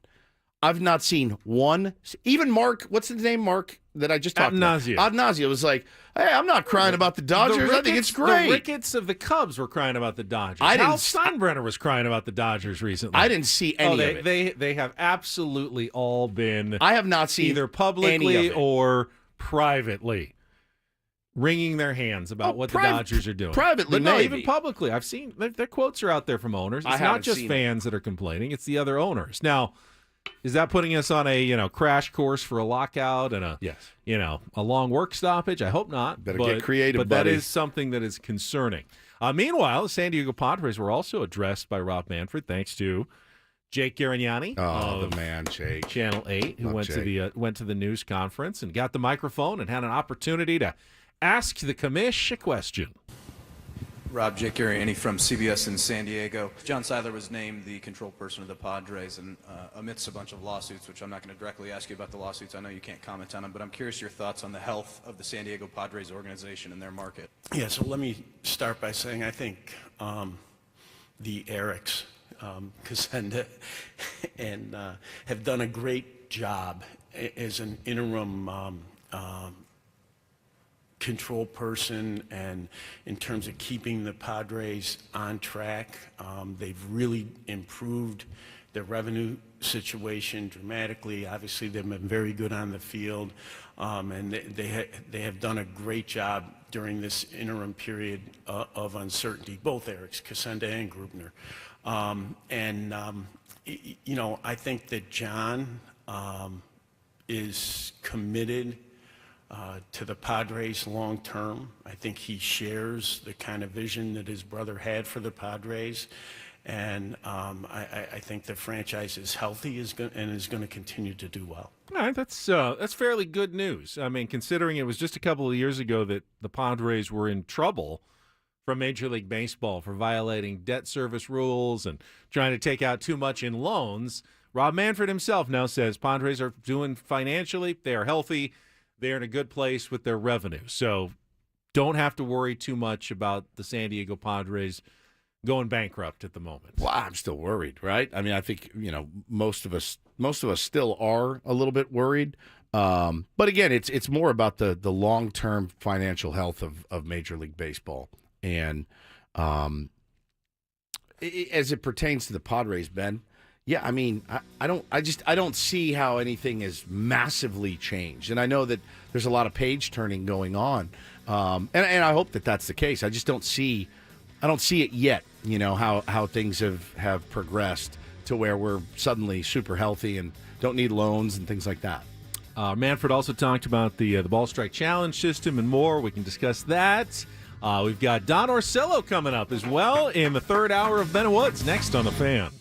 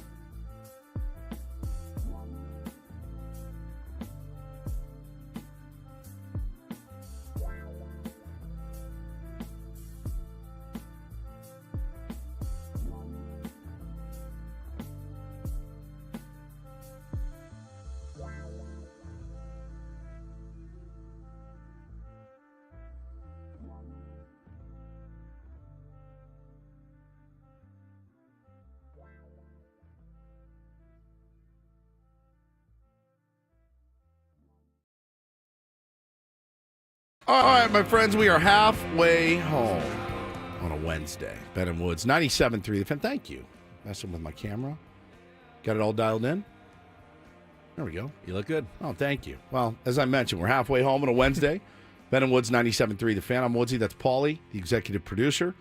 Ben Higgins, your friendly neighborhood sports anchor, joins us as well. Our boss, Adam Klug, just walked in and dropped this little thing down for me. And it's a mailer that he received at his home. And it says, Adam, you're invited. The 2025 San Diego Tour and Travel Focus Group. And on the front of it is a big-ass cruise ship. Carnival, Norwegian, Royal Caribbean. If you flip it over, Dear Mr. Adam S. Klug. I didn't know. What's his S? What is it, Steven? Doubt it. Doubt it. Why? I don't know. Samuel? Samuel. That sounds right. You and your spouse or significant other are cordially invited to take part in the 2025 San Diego Tour and Travel Focus Group. In exchange for your time and opinion at our event, you'll receive a complimentary 4, 5, or 7-night cruise for 2 adults aboard your choice of major cruise lines departing from most major U.S. cruise terminals, including Long Beach and San Diego. Adam Seth Klug. Seth. There it is. Oh, ask. That's great. That's a great initials. Hey, can I ask you something? This package includes a spacious stateroom, all meals, snacks, and onboard activities and entertainment for 2 adults. Cruise vouchers are limited, so this offer expires in 7 days. Call today. Mention the RSVP code on the invitation. This is not a timeshare or real estate solicitation. But it wouldn't matter if it was, because we've he'd go already anyway. learned that he will, as we had this conversation, about a week or 2 ago, that Adam absolutely is the guy who goes to the He's done timeshare it. presentation to get the free weekend vacation in Palm Springs or wherever. So the difference in Adam, me, and probably you guys as well, I get this in the mail. This goes right in the garbage. You don't even consider. You don't even give it the time to consider it and then reject it. I look at it and I go, what? You're intrigued by this one, though. Well, I'm not at all. I would never. As I just mentioned, I would throw this right in the crapper. Yeah. This is exactly where that thing would go. Done. It's intriguing that you sit for one 90-minute hour and a session. half long 90 meeting and you minutes. get a week-long week-long cruise. meals included. They want you to think this is too good to be true. I have to do this. What's the catch? Andros nails it. Maybe his middle name stands for solicitation. Adam Solicitation Klug. He so I said, well, what did you do? Are you going on this cruise? He goes, we called. I gave him the RSVP code, and they said that I have to come with my wife. I have to bring her for a 90-minute presentation. And if I do that, then I'll get the travel vouchers, and I can go on a 4, 5, or 7. How do you pick? I don't know. 4, 5, or 7-night cruise. And he said that they wanted to do it. They discussed it last night, but they don't have childcare for their 3 children. So they're not going to be able to go and do the meeting, so they can't go on the cruise. I said, man, you got to find a babysitter. You got to do something if you want to go on the cruise. 4, 5, 7-night cruise That's on worth a 2.5, 3 hours of a babysitter. Right. That's what I thought. But it doesn't look like they're going to be able to make it happen. I mean, theoretically, any of us could do this, but I'm kind of with Paul. Even though I'm intrigued, there's no such thing as a free lunch. Like what? There's a reason like this is worth it to the people to offer this. But he's proven he can resist the siren temptation of the timeshare presentation. But he has proven time and time again that there is, in fact, not only a free lunch, but a free vacation. Doesn't a week on a cruise sound much more like in value than 2 free nights at a timeshare or something? Yeah, at a timeshare in Vegas or something. Yeah. This is the one I think I might jump through a hoop for if I was him and I didn't want to pay for any vacation. Do they harvest your organs? That's the thing. It's like, it actually made me more nervous when I found out this is not a timeshare or real estate solicitation. If it were a timeshare or real estate solicitation, he'd be more apt to figure it out. But who knows what they're going to ask you. Yeah. So listen, I don't think he's going to make the cruise, which is a bummer because we could have gotten rid of him for 4, 5, or 7 days at some point and then done whatever we wanted to do. And one of us go to the meeting as Adam Seth Klug. Hey, I'm Adam Seth Klug. Yes, this is my wife. And then we just give him the vouchers? Right. That's a good idea, Paulie. We get to just run free for a week. It's actually a really good idea. All right. Go sit in his stead. It is, as we mentioned earlier, a fairly special anniversary. It was 6 years ago today, February 19th, 2019. About 1 hour from now, if I'm not mistaken. About right. Around 9 in the morning when news broke that Manny Machado had decided to sign a lucrative free agent contract with the San Diego Padres. Now, we had been most of that offseason not even thinking the Padres were in the Manny Machado sweepstakes. But then in the few days before that, all of a sudden there had been a couple of rumors that the Padres were one of the teams that had gotten involved late. Perhaps as Manny was not finding some of the offerings to his liking, and the Padres had stepped in later in the process. All right, so you say that, and I'm trying to rack my brain here. Was there smoke around Manny coming to San Diego? Yeah. Was there? Right, there was before it had the quieted announcement. down. So it was him and Bryce Harper, and I we remember. were like, there were mock-ups of what they both look like in Padres jerseys. Well, so the thing that got me that extinguished all of the fire was on his Instagram or Twitter. There was a glove, and it was black and white, and I went, "Oh my God, he's a White Sox. He's a white." It looked black or navy, and I said, "He's a White Sox or he's a Yankee." I couldn't discern what color it was, but it was this like. I think there was a lot of talk about the White Sox. There was a in lot of particular. like a White Sox, Manny Machado to the south side for the Chicago White Sox, and I remember seeing that and going, all right, well, there goes that pipe dream. Manny was one of my favorite players of all time, and I couldn't believe it. And then we spent some time talking about it, and you were a little unsure about Manny. Had a bit of a reputation when he. We did a poll, if I remember. Yeah, we did. And more than half of our listeners said, no, don't sign Manny Machado. We actually nailed it. I believe. I mean, the poll is still up on X, but it was like in November of 2018. Just talking about it as free agency was going on. Yeah. And we threw out a number. We said 10 years, $300 million. Yep. Would you be okay with this? And yes, over 50% of people said no, he's too mean. No, he's too mean. Is what we put. We put yes or no. And we threw 10 and 300, like just throwing it out there hypothetically. Yeah. Guess what ended up happening? Yeah, and question is moot makes a good point. Yonder Alonso, the Chicago White Sox connection. And I thought it was a foregone conclusion. I really did, that he was going to go to Chicago. I had always thought the Yankees, because go look at Manny Machado's Oriole highlights, 90% of them against the New York Yankees. So I thought you'd be foolish not to go grab him to play third base. Look at the turds that they have rolled out there since Manny Machado was a free agent, Ben. I mean, Josh Donaldson, DJ LeMahieu, and on we go.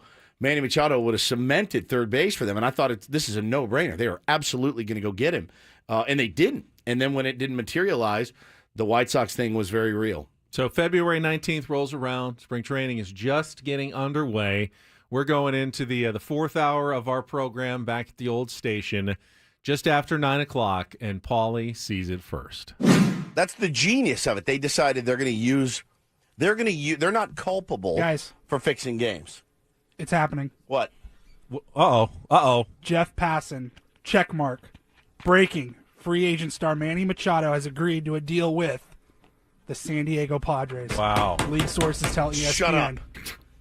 Oh, my gosh. Oh, my God. Oh, my God. It's happening! Oh, my God. Oh, Check my line. God. What do we do? What do I do? I don't know, we need some music or something. Something. Oh, my God. Oh, my God. Wow. All right. Here it That's comes. him. Dude, that is him. Oh, my God. Holy ass word. We did it! Manny Machado, a Padre. All right. This is Sorry, Ben. Sorry, man. this is pretty big stuff. Sorry. Yeah, I'm looking at it myself Oh, right my now. God. I'm dancing. Manny Machado has agreed to a deal with the San Diego Padres. League sources tell ESPN. There it is. Reputable source. All right, guys. All right, just be cool. Everybody be cool. This Calm is what down. happens all the Shaking. time. No, we're doing. Yeah, this is a piece of cake. Piece of cake. All right, this changes the discussion a little bit. Oh, my God. Certainly, if you've got a reaction, though, and you want to give us a call here, 858-457-1090. 877-792-1090. All right, we need to kind of reevaluate now. I forgot about the Girl Scout cookies. Oh, man, I was sucking You them just down. crushed a whole sleeve. I was kind of in shock almost. You could tell. Woods was celebrating. I was elated. You were elated. Understatement of the century was this changes the conversation a little bit. Changed the city of San Diego. Sure did. Quite a man. bit, actually. Sure did. You know, the whole tenor of sports in this town I remember changed at that moment. Yep. I think we stayed on late. We did. and We stayed like an then extra hour. Darren, who started at noon, probably started at like 11. Yep. We went all local during that time. But I remember like the next day, I think it was after our show and in between our show and Darren Smith's show was, I think at the time, Stephen A. Smith. On ESPN Radio. And he's sitting there, he's like, Manny Machado going to San Diego? Like, this makes no sense. Right. Everyone, we were all incensed. We're like, get this crap off our airwaves. That's true. That's true. But everybody was like, he signed with the Padres? It was crazy. I mean, before that, it was Will Myers signed the biggest contract at like $60 million. And then Eric Hosmer the year before Manny at $140 million or whatever. Yeah, it was nuts, man. But we were still in that sports funk of having lost the Chargers and not really found the replacement. I mean, the Padres had been here, but they had given us no reason to really feel like they were going to be our sports fix, to replace what the Chargers had done. Our boy Guz in the chat says, I remember some dude yelled at me at a San Diego Fleet tailgate that Manny Machado was coming, and I just brushed him off. That was the state of San Diego sports. Yeah. We had the Fleet. The Fleet. Remember the Fleet? God. Remember the Fleet. Makes me sick to my stomach. I mean, look, Hosmer, it didn't work out, but that was a big signing when it happened. It That was. kind of put us on the map at least a little bit. We doubled that with Manny Machado. Yeah. The next year, Fernando Tatis Jr. makes his debut. Chris Paddock was a huge deal. Remember, he busted onto the scene at spring training. It was crazy. You can make the argument, as much as you disliked how the Hosmer signing turned out, that Manny doesn't come to San Diego without you say that. I don't know. having the established. I don't buy it. I never 300 have million bought it. reasons why. I've never have bought he was that getting bit. $300 million offers though other places. I don't Padres weren't know. the only one with a big offer. I don't know. I never bought that. But you realize, and I said like it many Eric times. Hosmer. Well, at the everybody in time. that clubhouse still loves him. Oh yeah, they adore him. I mean I think it was a selling point. I think it undoubtedly was. I don't know. I think it was the 300 million. Well, obviously, It's it was my the, guess. It was the $300 million. Well, and the meeting he had with Preller, 6-hour meeting in a Cuban restaurant in Miami, and AJ brought this big binder in, and they just kind of went through it, man, and got into it. And I mean, obviously having him here has been amazing. It's been amazing. So and it for us, as we mentioned in the Open today, took our show into a different stratosphere, and I'm so grateful for it. All right, we need a contestant for Take on Woods coming up in our next segment. If you want to call now, 833-288-0973. While you do that, I will tell you about Prize Picks. It is daily fantasy with over 10 million members and billions of dollars in awarded winnings. Join the team at Prize Picks along with me, setting lineups almost every day. Usually I do like the 3-player lineups. It's kind of my go-to, and I go with the power play to try to hit all 3 and win a good. You can win 5 times your money there, but you can win up to 1,000 times your money if you really get aggressive with Prize Picks, just by picking more or less on 2 to 6 player on stat projections on different games, different sports. Right now, of course, basketball is huge. College and pro. Post All-Star break, second half of the season begins tonight, and you can pick anyone from LeBron James, Dalton Connect. You've got Luka Doncic in there if you want to watch them taking on Charlotte tonight. You've got all those options available for you with Prize Picks, which is easy to play, easy to download. When you do, make sure you use the code KWFN. You're going to get $50 instantly when you play your first $5 lineup. Again, code KWFN, $50 instantly. Play in your first $5 lineup with Prize Picks. Run your game. Must be present in certain states. Visit prizepicks.com for details.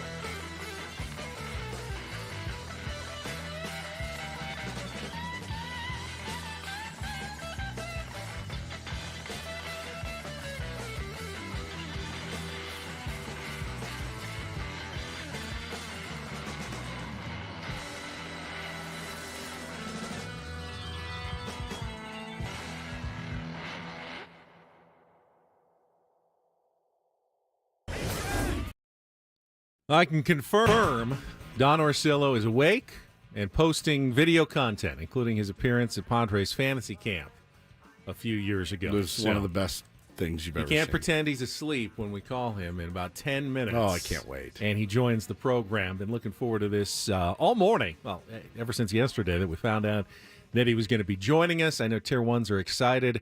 Tell a friend. Get to your radios here coming up at the bottom of the hour for Don Orsillo, lifetime TV voice of the San Diego Padres. I loved your tweet yesterday. The 3 biggest fleecings in sports history or baseball history? Baseball history. The 3 biggest fleecings in baseball history.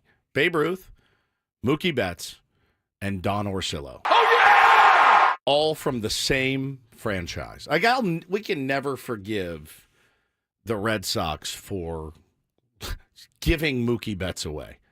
They got less than nothing for Mookie. And for Don Orsillo, they got nothing. And for Babe Ruth, they got money for a play. Right. No, Nanette.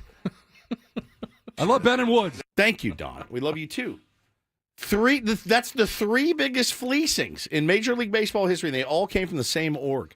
Somebody tweeted, I saw somebody tweet yesterday, I would rather have Don back than Mookie, which just goes to show you how beloved he was in Boston. And their ownership just completely dropped the ball.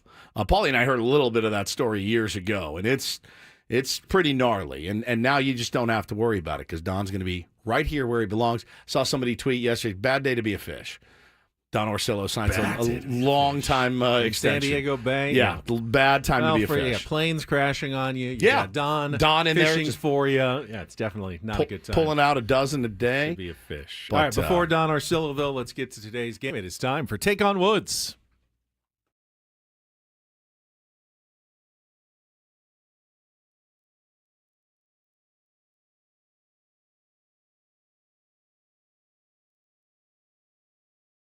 All right, we got John standing by as our contestant, trying to win the trip to Las Vegas. Beat Woods or tie him, you'll qualify for the grand prize drawing. 2 nights at Park MGM and tickets to Motley Crue. Their new residency at Dolby Live at Park MGM, March 28th to April 19th. You can get your own tickets for Motley Crue, the Las Vegas residency, at Dolby Live at Ticketmaster.com. John, are you there?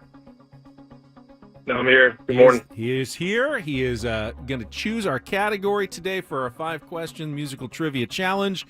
Here are your choices. Straight Talk. 5 song titles that begin with the word straight. Musical JJs. 5 musical artists with the initials JJ. And we got a mystery category today. Not only is it a mystery category, it's also an all 2-second song category in which the first song title will then appear in all the other song titles. So, Straight Talk, musical JJs, or the mystery 2-second song category. John, what would you like to play? Well, Straight Talk. Straight Talk. All right. Today on Take on Woods, we have 5 song titles that begin with the word straight. You'll have 60 seconds to try to come up with them. If you don't know, pass. We'll come back if there's time left on the clock. First question is our 1 2-second song. You need to give me the song title, starting with straight, and the artist to score that point. Paulie's queuing it up now. John, are you ready to play? Let's do it. All right, let's get to it. 60 seconds on the clock. John, your time begins when Paul plays the music in the category Straight Talk. Good luck. Let's take on Woods. Straight Outta Compton, NWA. Correct. Which 1988 song was a debut hit for Paula Abdul and reached top 10 in 16 different countries?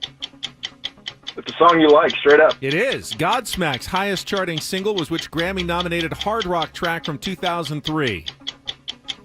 Straight Outta Line. Correct. Which lead single from hits like Cuts Like a Knife album was the first song to reach the top 40 in the U.S. for Bryan Adams?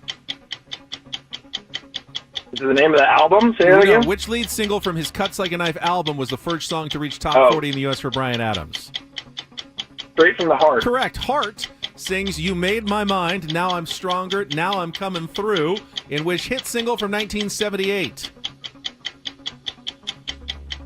I don't know. I'll think of some Heart songs in just a second. I don't know. All right, you got a couple seconds. Heart, again, You Made My Mind, Now I'm Stronger, Now I'm Coming Through. Can't sing. I might have helped you if I could. Coming straight on for you. Straight on for you. All right, you got 4, though, and I think that's a good score in this category. Straight out of Compton, straight up, straight out of line, and straight from the heart. Let's see how Woods does. John's score is locked in. Woods gets the same questions, but he doesn't have the benefit of pre-knowledge of the category. Let's go. All right, 60 seconds on the clock. Woods, your time begins when Paul plays the music. Good luck. Let's take on John. Straight out of Compton, NWA. Correct. Which 1988 song was a debut hit for Paula Abdul? Reached top 10. Straight up. Correct. Godsmack's highest charting single was which Grammy-nominated hard rock track from 2003? Pass. Which lead single from his Cuts Like a Knife album was the first song to reach Bryan the top? Adams. Was the first song to reach the top 40 in the U.S. for Bryan Adams? Straight from the heart. Correct. Heart sings You Made My Mind, Now I'm Stronger, Now I'm Coming Through, in which hit single from 1978? Straight into you. Straight onto you. Straight. I know this one. You want to go back? Godsmack's highest charting single was which Grammy-nominated hard rock track from 2003? Straight to the taint. Incorrect. Heart sings You Need Made this My one. Mind, I Now know I'm this one. Stronger, Now I'm Coming quick. Through. Oh no, time's up, which means John, 4-3. Straight on. Straight on for you. It's just straight on, but It's just straight on. And then the Godsmack one was straight out of line. Oh, But I didn't even know that That song. was all straight talk. And John, Damn it. congratulations. You have qualified with a win for the trip to Las Vegas. How does straight on to you or straight on go? Straight on to you. Yeah. That one? God dang it. One of my favorites. I love Heart, though. I love Heart too. Yeah, that one's definitely one that I love. Mother. All right, a good played game. John's a very good contestant. No shame there. GSDP said I fell off. I got 5 straight yesterday. Yeah. All right? Yeah, it was a tougher category. Guys Good are like game. Good baseball game today. fans, Hey, man. you You can't blow win- one save. You can't win them all. Even Trevor Hoffman blew a save That's occasionally. right. That's right. All right, we will have Don Orsillo joining the program, the voice of the Padres from here on out, coming up next on 97.3 The Fan. Gambling problem? Call 1-800-GAMBLER. GEGE 000466. First, though, Woods, and I want to tell you about 7 Mile Casino. Don lives, I believe, in Coronado. Yes. Which is actually right across. You can see 7 Mile Casino as you look across San Diego Bay. It's like because 3 Mile Casino for him. It is. It's right there. Now, you can take the boat right over to 7 Mile Casino because you actually have a view of San Diego Bay from the patio, which is a fantastic spot, especially with the weather getting nicer. You mentioned it. Look how beautiful it is Oh, it's outside. perfect. You can have lunch, go sit out on the patio. Patio's Sammy's at elite 7 there. Mile. It really is elite. And then stick around for some great card-playing action. Yeah, listen, smoke-free environment there as well. No slot machines. It's a place for card players. It's a place to go have a great meal too. I mean, you could roll in, have lunch there, have dinner there. You know, with games coming back pretty soon, great place to pregame, great place to postgame as well. Absolutely, anytime, because it's open 24/7, which is rare in San Diego. And again, you don't have to drive way onto the East County to find your card room and fight through slot machines and parking and smoke to get there. It's 7 Mile Casino, just 7 minutes from downtown.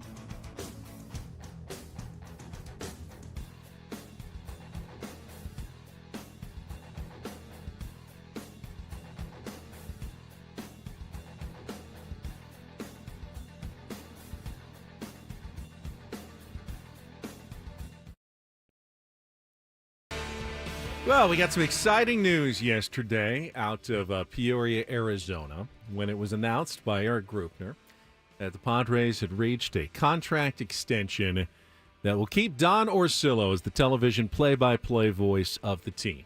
Or put another way, Don has been sentenced to a life without parole watching YouTube videos with Mud Grant forever and ever. Forever and ever.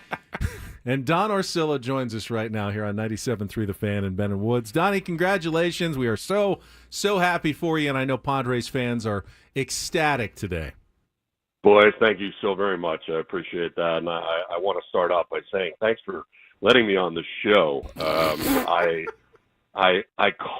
can't tell you if I had a dime for every time that I called Paul and asked if I can come on, and he always says, let me check.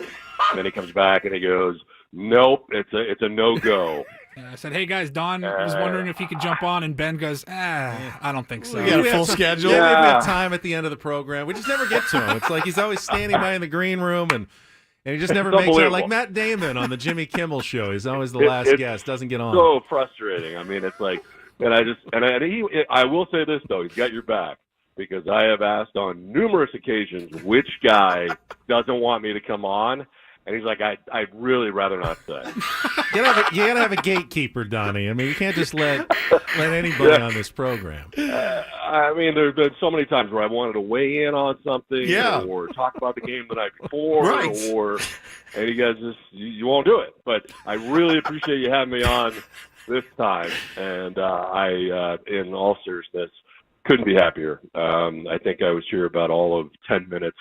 When I started here and realized that this was incredible. The community, the city, the fan base, the organization. I just love it here, and I knew it right away. So when it became clear that my vision was to stay here for the remainder of my career, I was really kind of hoping that they felt the same way. And Erik Greupner, namely, was the guy who made it all happen very quickly, or a ridiculously quick negotiation. It wasn't a negotiation, we'll put it that way. It was unbelievable. I've never had anything like it. So it was very smooth. He was very quick in the off season, and I am just absolutely thrilled to be here and can't wait to get it going in 2025. It's always dicey, and I think for anybody that is listening here, and you got to realize, like, we're under contract, Donnie's under contract. It's always dicey when you are in media here, because you're like, I would like to stay, and they're like, yeah, no kidding, you want to stay. Of course you want to stay, and it's this tightrope of walking of like, you want to get what you're worth, but you're also like, I'll do anything to stay here. And it's just, I felt the exact same way, Donnie. It took about 15 minutes of landing here. I went, this is where I'm going to die. Period. Your boss is like, you think I got to convince anybody else to come out here and do your job in San Diego? I'll replace you for a quarter of what I pay you. And you're like, all right. I mean, it's a dicey proposition. There's not a lot of leverage. In fact, there's zero leverage. Right. I mean, and especially on the baseball side, the major league side, I mean, there's 30 of me. Okay. So, it's like when you lose your job one place, now you're down to 29 other places. Yeah. And, oh, by the way, most of these guys die in the booth before they actually retire. So, you also have that into play. So really there are very few openings, and you're well aware, as I was actually told by one of my president CEOs years ago, that there's 100 guys outside that door who can come in here and do this, who want to come in here and do this job, and who will make a quarter of what we pay you. So just keep that in mind before you open your mouth.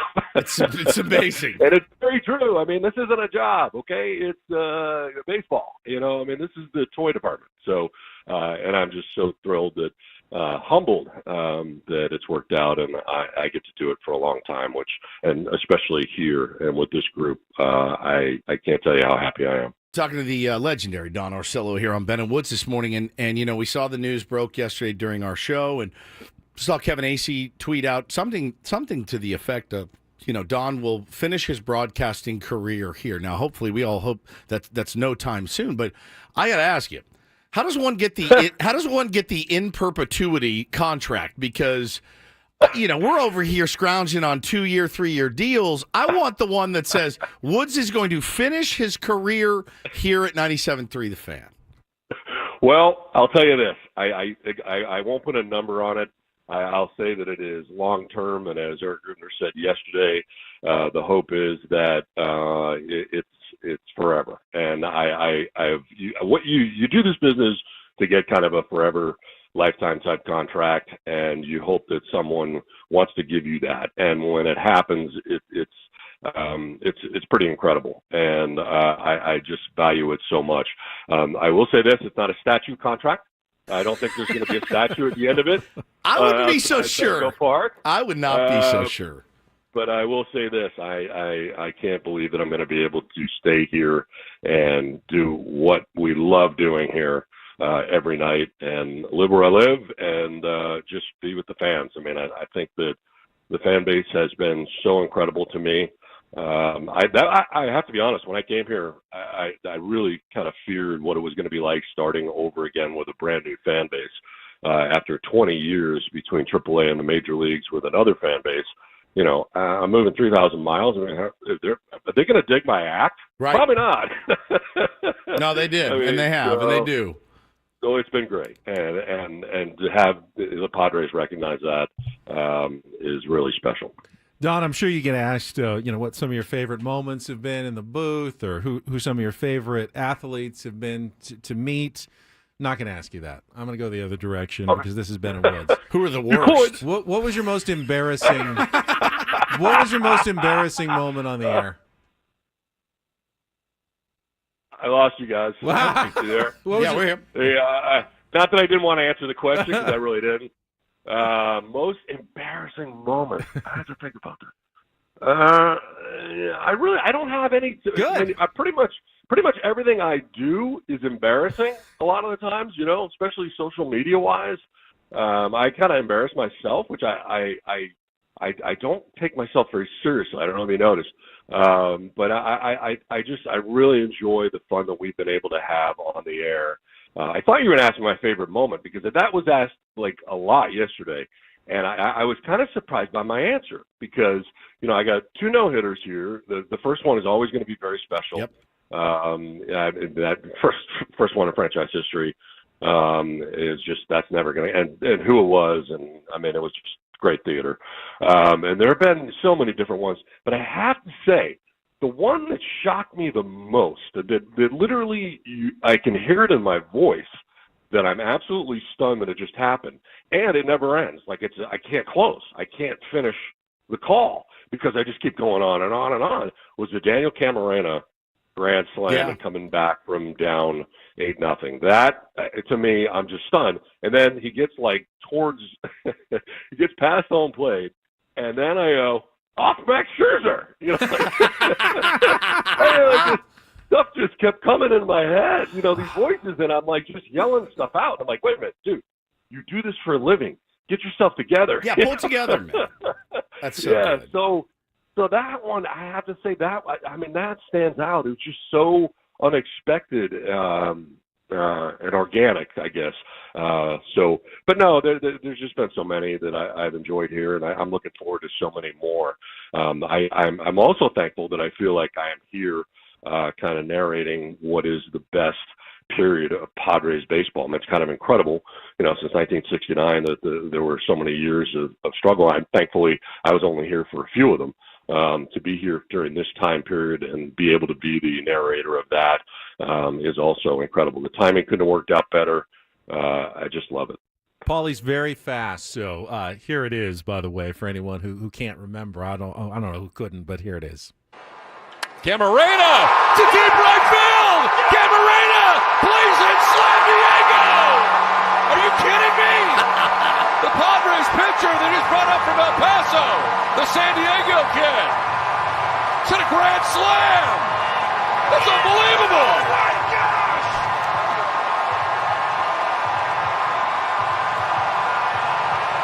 Off Max Scherzer. The delay I is couldn't close. I couldn't close. How How about Mud losing Mud, his Mud mind? background. Was he Oh, just he was. running around the booth? Great. So good. He was. I have to say the Joe Musgrove no-hitter, he was, even more all over the place and jumping up and down and clapping and, banging the desk and banging his microphone. But that one, we were both just like, what just happened? And we had shots of his brother who was also losing his mind at the same time. And, the stadium was losing their mind. I mean, it's just, what just happened? So to me, yeah, that one stands out. Yeah, it was brilliant. Brandon in our chat brings up the triple play call to clinch the playoffs at the end of this past season was just, That's spot on. That's another one. You couldn't have possibly anticipated Never. it either. No, which you is what never. made it, as a guy who knows broadcasting, I'm sure that you have in your mind sometimes, if they do this, I'm going to say this. If they do that, and then maybe I'll say this. You can never anticipate a triple play to clinch a playoff spot. No. So that was the end of my 34th professional season, 10 in the minor leagues, 24 in the major leagues. And I usually do what exactly you just said. Like a player in the field defensively, you are thinking about what if this happens, what I'm going to say. You are anticipating what could happen, and you're sort of formulating without even actually, writing anything down or thinking. You're already formulating the call in your head. And none of the formulas I had in my head was a triple play to end the game and put you into the postseason. I don't know why. It should have. I mean, this guy's the first and second. Nobody out. Absolutely. That's something I should have been thinking about. But I'm telling you, even at this stage of your career, when something like that happens, it's that same kind of surprise element. And I think I had that too in my voice because I was like, again, it's just like, what just happened?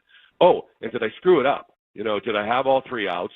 Do I have all the right people? And like a million things are going through your head when you make that kind of call because you're so surprised by it. You just hope you got it right. And that's right up there too, by the way. That was a sneaky one. One of my favorite tweets I saw yesterday, we're talking to Don Orsillo here, was bad day to be a fish in the Bay. Now that Don Orsillo is going to be here for many, many more. Not so much. A lot of casting goes on here. A lot of casting, not much catching. I have a mini yacht. It's very small. It's kind of embarrassing. How about an upgrade now with the big, the new contract? Well, is that in the plans? Definitely the accessories on the mini yacht are going to be improving. We're going to be making that announcement soon. Oh, good. But I don't know about a bigger boat. I kind of like the boat I have. It's very conducive to what it is I do. That's true. Yeah, you're not having big parties and stuff on it. You know what I mean? This is just for a man to go out and fish. Get yourself some oars, Oars. Right. And if I do get it bigger, then who is going to expect to be invited on it. Oh, yeah. And this way, it's kind of like, sorry, there's not enough room. It works. Hey, Don, you ever see this clip from Jaws? Yeah. Hey, have you ever seen Jaws? Look at this video I'm going to show you. That SLB, dude. I swear to God. And it's not like I'm catching tuna either, by the way. I don't need a bigger boat to get this stuff onto my boat. I love it, man. Well, we're so happy, Donnie, that when we saw that yesterday, none of us really had an inkling that, you weren't going to be here. Was there a small thought in your head? Like, I know you guys got this all worked out and everything's good now, but we have contracts too. Our contract's up in a year and a half, and you have that sick, sinking feeling of like, all right, what if this doesn't go my way? What am I going to do? Was that ever in consideration for you? Always in this business. It is every time the negotiation comes up, because as I said, there's only 30 of these jobs to be had, and I have a little PTSD in this area. Yeah, big time. I worked someplace for 15 years, 20 years with the same organization. I was at AAA for 5 years before they brought me up. Won 3 World Series rings while I was there. We're highly successful as far as the ratings went, and the fan base really liked us. So in some ways, in my mind, wrongly so, I felt a little bit untouchable. I got a little full of myself, I don't want to say that because I've never forgotten where I came from. But I did say to myself, boy, I can't imagine that they wouldn't bring me back next year. Only they called me in and said, we're not bringing you back next year. And I went, oh, okay. All right. It's shocking. I'm so glad they did that to you. I hate that it happened to you, but I'm so glad that they did that to you. Thank you, Red Sox. That's how we feel. Absolutely. What was the backup career plan, though? I mean, everybody in broadcasting has a backup career plan, right? Well, not so much. I don't have any other skills. I mean, I don't know. I had no other plan. I thought I would be out at least a year, probably doing other sports, like some college basketball, which I was doing at the time during the winters. I had 5 years of AHL experience in the minor leagues and did a lot of college hockey. So I really felt like, hockey was something I probably would have to do during the winters and wanted to do. But it just, the Padres, I mean, I literally was never unemployed, which was amazing. Ron Fowler flew his plane out to Baltimore when we were on the road in September. They actually announced I wasn't coming back in August, so I had 5 weeks of Red Sox games to do.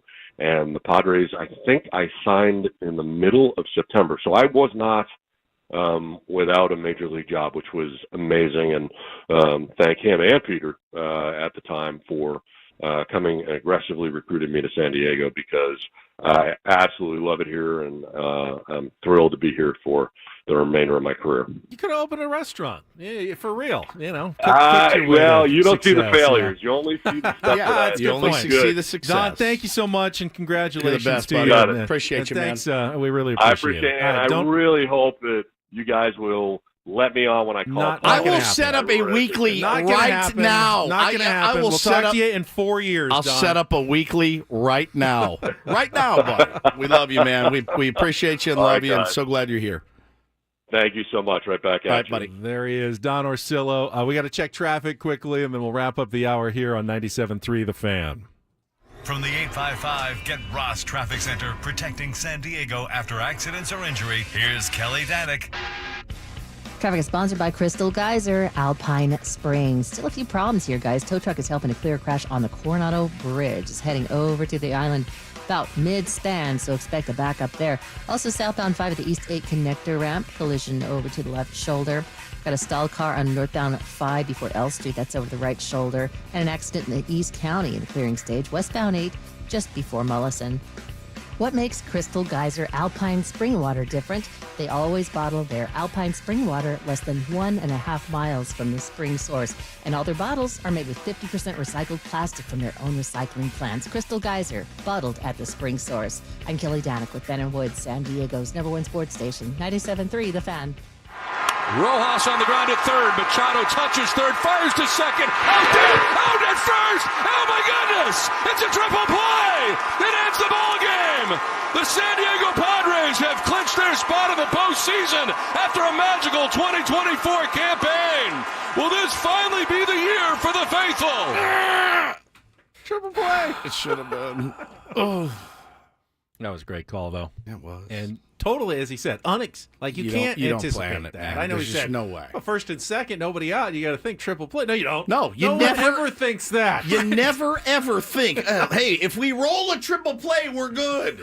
No pitchers ever thought it. You're hoping for no a double fielder. play. Yes, no fielder has ever. What was the score of that game? Do we remember? It was a one-run game. One run. It was a one-run game. Oh right? my Yeah. God, Yep. dude!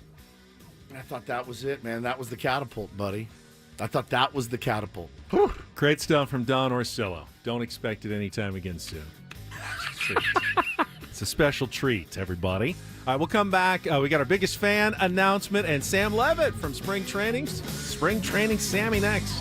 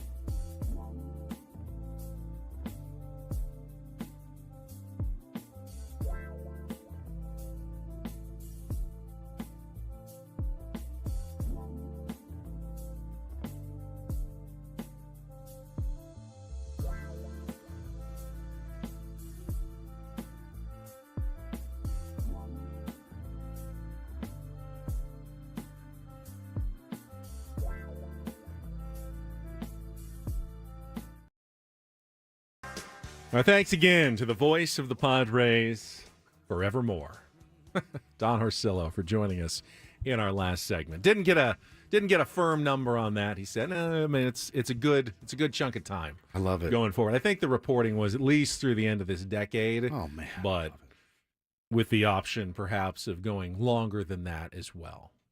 Makes me very happy, man. Just a part of all of our lives. You know, he makes it better. And somebody, our buddy Jeff in the chat said, I'm in a great mood now. Don's energy is infectious, and it's absolutely right. I mean, he is. It's totally that. He puts you in a good mood, and he and Mud together is PB&J, dude. It is truly incredible, and man, I just love him. I love him, and talking to him off the air is it's the best. Like, he got a little spicy, right, talking about the Red Sox there, but to hear, you know, the unvarnished story, I mean, what they did to him is beyond insanity, and it makes zero sense. As he mentioned, they were doing a great job. They were winning. The team was winning. Him and Jerry Remy were a great pair. Ratings were good. People like them. Why would you mess with that? You know, and there is some truth to what he said and we said about there are so many people who are willing to do this job, and you got to feel lucky that you have it. Sure. But you also have to know your worth. But at the same time, you don't think the Red Sox would undo that decision if they could and realize, hey, we had a pretty good thing in Don Orsillo, and we let it get away for what? You know? Yeah. Nothing. For what? For nothing. And we could have kept him happy and here for a long time. Yeah. So he did. He actually did have leverage. He just didn't know it, and the Red Sox didn't know it at the time. Now clearly they do know it. Sam Levitt's going to join us. He's currently in the Mike Schilt scrum at the Peoria Sports Complex. So we'll get to that in just a second. First, though, it's time for our biggest fan announcement. I see Ashley's in the chat, just here for the biggest fan, hoping to hear her name called. If she does, she will have 10 minutes to call us back at 833-288-0973 and qualify for our grand prize drawing of a 20-ticket night in the Odyssey Suite at a Padres game. You and your friends enjoying our luxurious suite. It's right behind home plate, just to the left of home plate. Really great spot in Petco Park for an upcoming game this season. You can register your name at 973thefan.com/biggestfan and then listen 3 times every weekday, 9 o'clock, 1 o'clock, and 5:30. All right, here we go. Today's biggest fan. Sorry, Ashley, it's not you. It is Peter Garrow from San Diego. Peter Garrow from San Diego. You are the biggest fan. You've got 10 minutes to call us back now at 833-288-0973. Good luck from 97.3 The Fan. What are we waiting on? Sammy is at a scrum? Mike Schilt was a few minutes late. He was supposed to talk at 8:50. He is talking chatting right now. I can see because Sammy's camera's on, so in his little window that I've got in our computer, I can see everyone gathered around the backdrop where Mike Schilt does his daily. They're on the patio, right where we'll be broadcasting live at this time next week. Next Wednesday morning, we will be sitting right there on that patio and going into our final hour of the show. Now, it'll be 10 o'clock in the morning in Arizona because the time has not changed yet, but we will be out there next Wednesday, Thursday, and Friday broadcasting live. It's going to be hot, isn't it? It looks like it based on the 10-day forecast that it'll get into the 80s. Yeah. Hope I don't pass out again. We've already got a plan to either bring to my or buddy buy last night. some He shade. I was telling him, we're heading out next Tuesday, and he goes, "Didn't Woods get like violently ill?" It wasn't violent. It just hit me out of nowhere. And again, like I think you guys would know. I would tell you. Oh, we went out boozing last night. We went and got tuned up last night at Explicit. No, we didn't do anything. I think Paulie and I ate spaghetti in a bucket, and Ben worked. And next thing you know, I'm sitting out there, and my eyes like cross. I start to see stars we had about 45 minutes left, and I went green, and I just felt like death. Yeah, fantasy camp is a little more fun. Obviously, you're playing baseball. I go out and play some golf. We try to go out and eat and have a good time.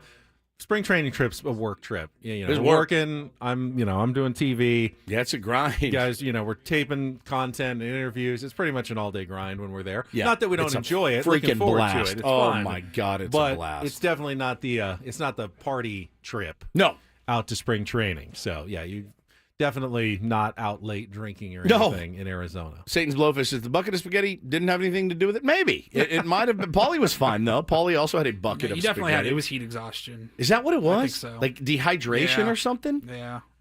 It just got me, man. It just got me, and it zapped me. It was about and then- 9 o'clock, like the last hour. It was about the last We were hour, just and I done. was done. And I went and laid down in the car, and then Paulie, you drove home, and there's Ben and I passed out in the car. It's still the best video of all time of me just in the back, driving the olds back to their home. Yeah, we got an easy up. We're getting an easy up. We're going to drive out. We're going to get our credentials. Then we're going to stop by. That's a shade tent. Yeah, we're going to stop by the Dick's and grab an easy up and keep ourselves in the shade. Is it going to be cold in the morning? It looked like it was only going to be in the 50s, which Okay, is that's not so bad. doable. We were there a couple years ago, and it was in the 30s. It Peeling, was- but then you start peeling layers off the morning. cold. I mean, it really is. You get the whole experience. This segment of Ben and Woods is brought to you by Robert Half. 9 out of 10 hiring managers are having difficulty hiring. Robert Half is here to help. They're recruiting professionals utilizing award-winning AI to connect businesses with highly skilled talent. At Robert Half, we know talent. Visit roberthalf.com/talent today. What do you laugh Prolific the Great says just buy a hat umbrella. You know the hats that have the umbrellas over the top? I'll get one with 2 Budweiser in each side. It's possible the Padres will nix our idea of a tent. I mean, it is their Wait, really? It's their compound. They can say what we're allowed to bring onto it and not allowed to bring onto it. So, Do you think that they will prohibit us from bringing a tent out? I don't know. I mean, if we have the wrong sponsor or something on it, maybe they have another sporting goods sponsor. They can't have a Dick's tent out there. So we have to be careful about what we bring onto campus.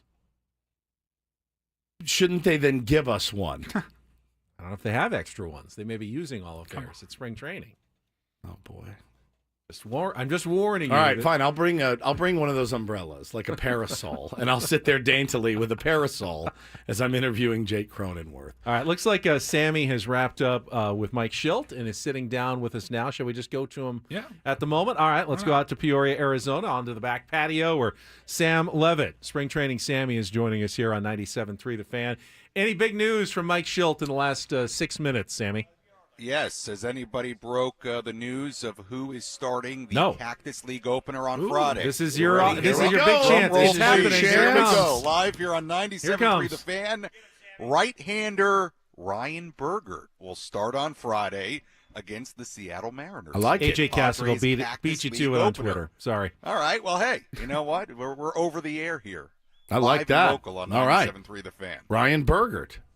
Ryan Bergert will start the Cactus League opener. Are we sure the G isn't silent? It's not Berger. Or Berair? Berair. Ryan Berger. No, I can confirm it is Ryan Bergert. So interesting. I don't know that would have been my prediction, just as far as the guys competing for that final rotation spot, but obviously somebody who has a lot of experience at the upper levels of the minor leagues now, and sounds like they want to see what they got. So Ooh, I it'll like be it. Ryan Bergert. Doesn't sound like it'll be a piggyback situation with another starter type going on Friday. We'll see. They'll put out the pitching lineup, I'm sure, late Thursday or by Friday. But yeah, Ryan Bergert pitching on Friday.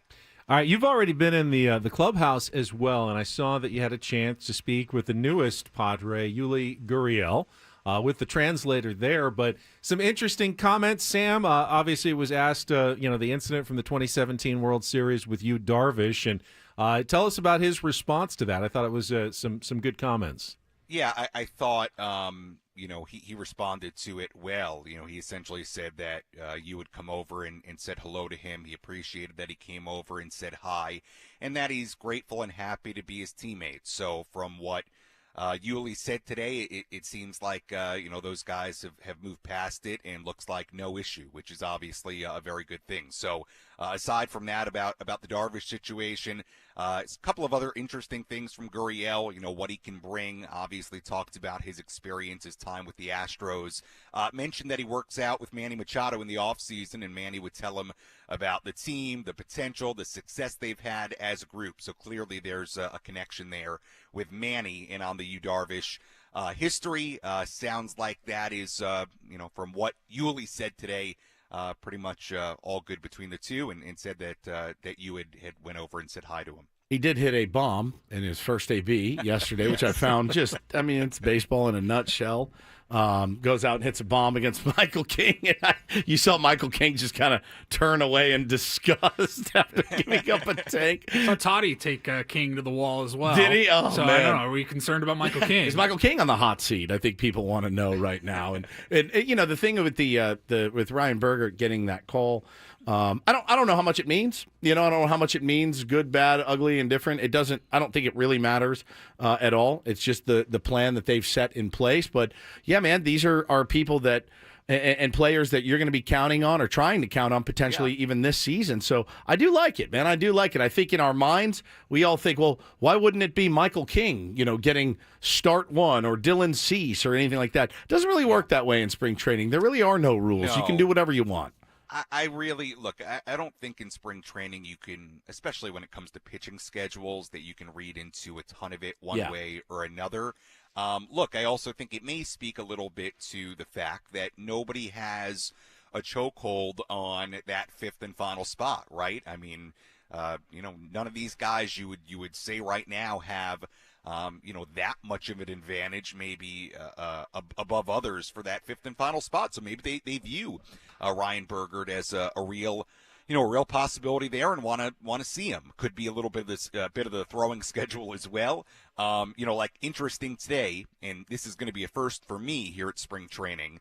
Yu Darvish will throw a live BP today, but he will actually throw it at the stadium across the way here in Peoria, and they have not done that in my time.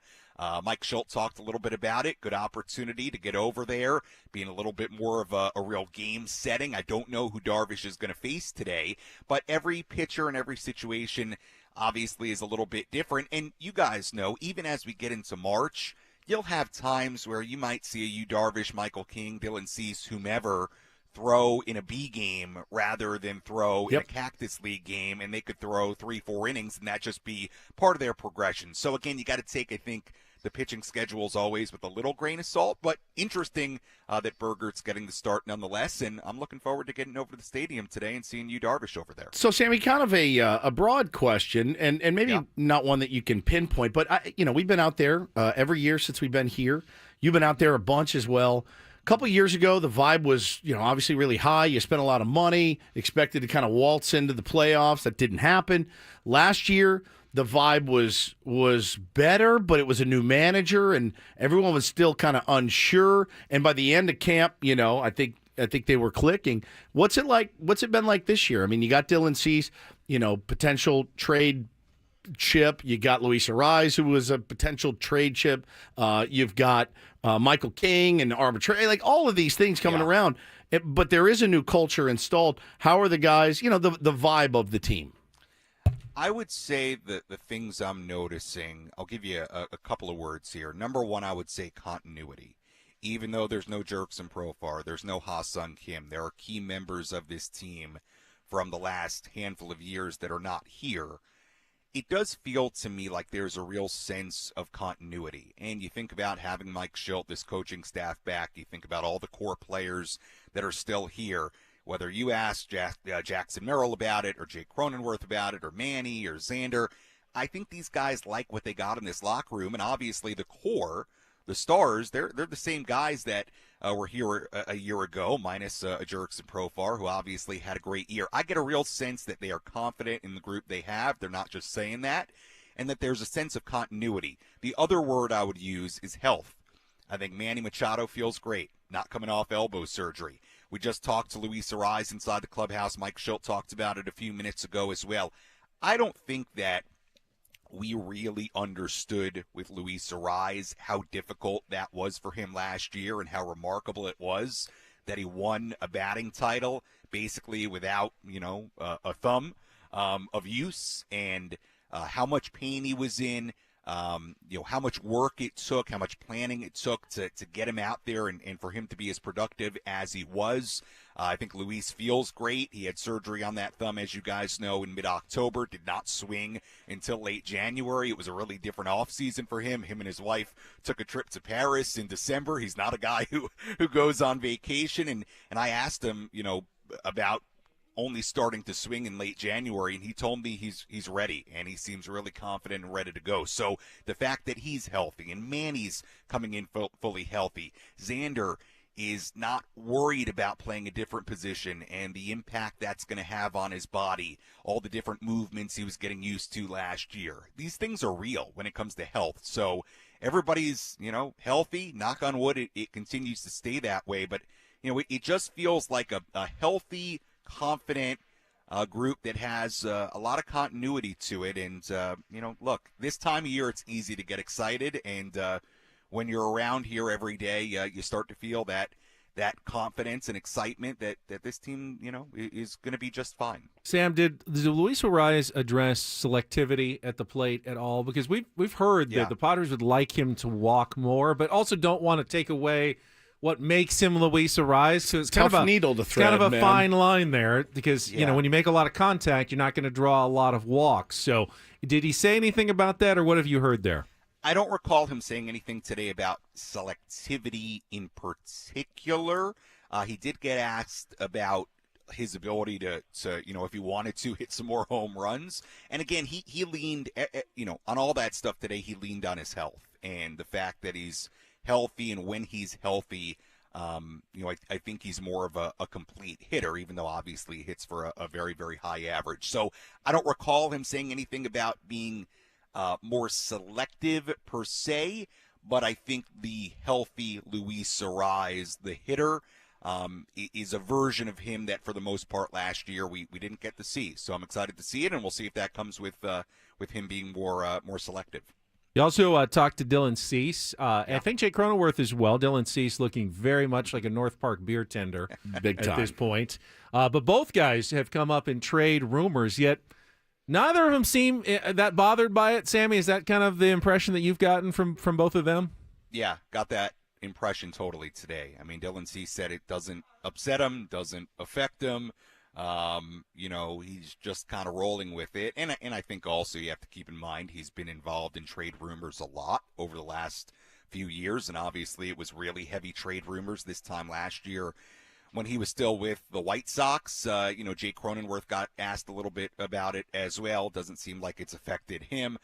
Jake kind of echoed those same things that we've heard from the other guys as far as the room of guys they have here. I will say, just as a funny side note, the Dylan Cease beard, I would say, is one of the major talks around spring training right now.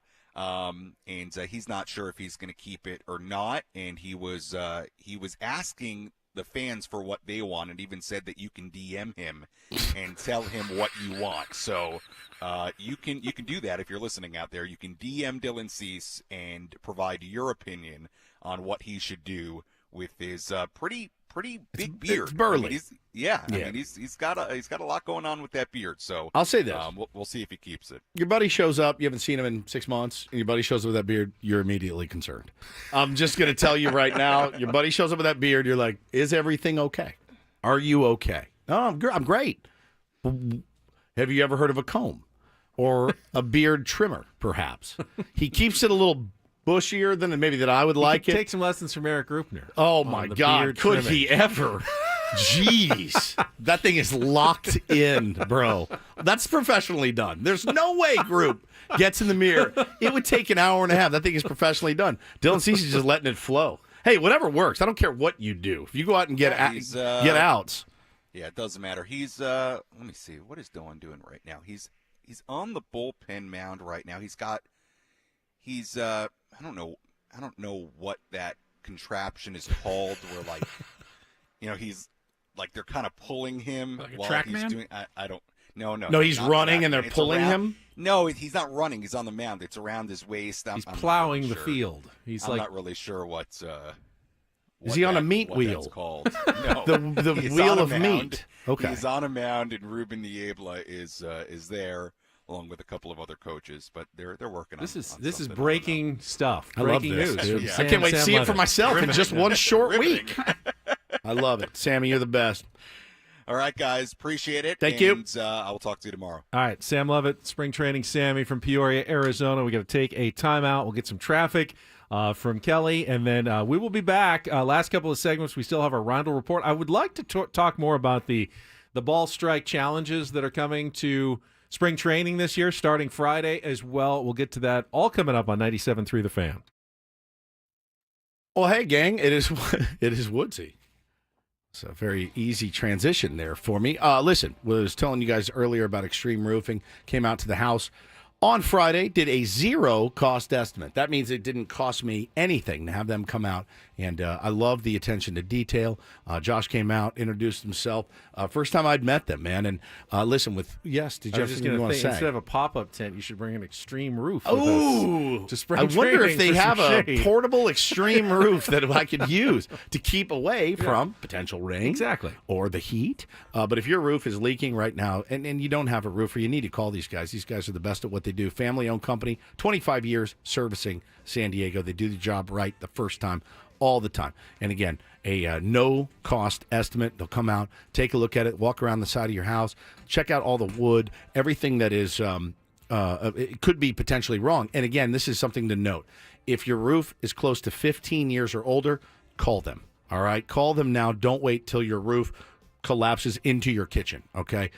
Don't hesitate. Make the call today. The entire team ready to serve you at Extreme Roofing. Financing is available. Extreme Roofing is 619-334-ROOF.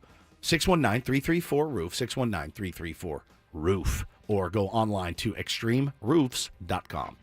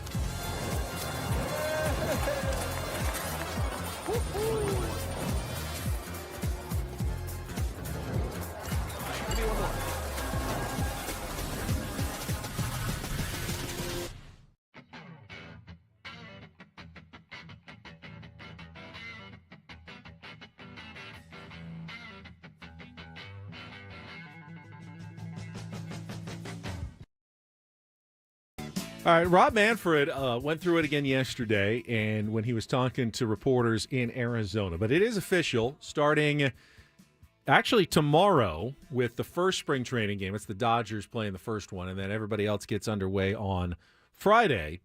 They will have a full ball strike challenge system this spring at every ballpark that has two teams, so including Peoria, Padres and Mariners, Glendale, Surprise, Salt River Fields, and Goodyear. So I think those 5 ballparks, any game played. So that's the majority of spring training games. You'll have a few here and there on the road where you don't have it. For the most part, you will see it during spring training. How does it work?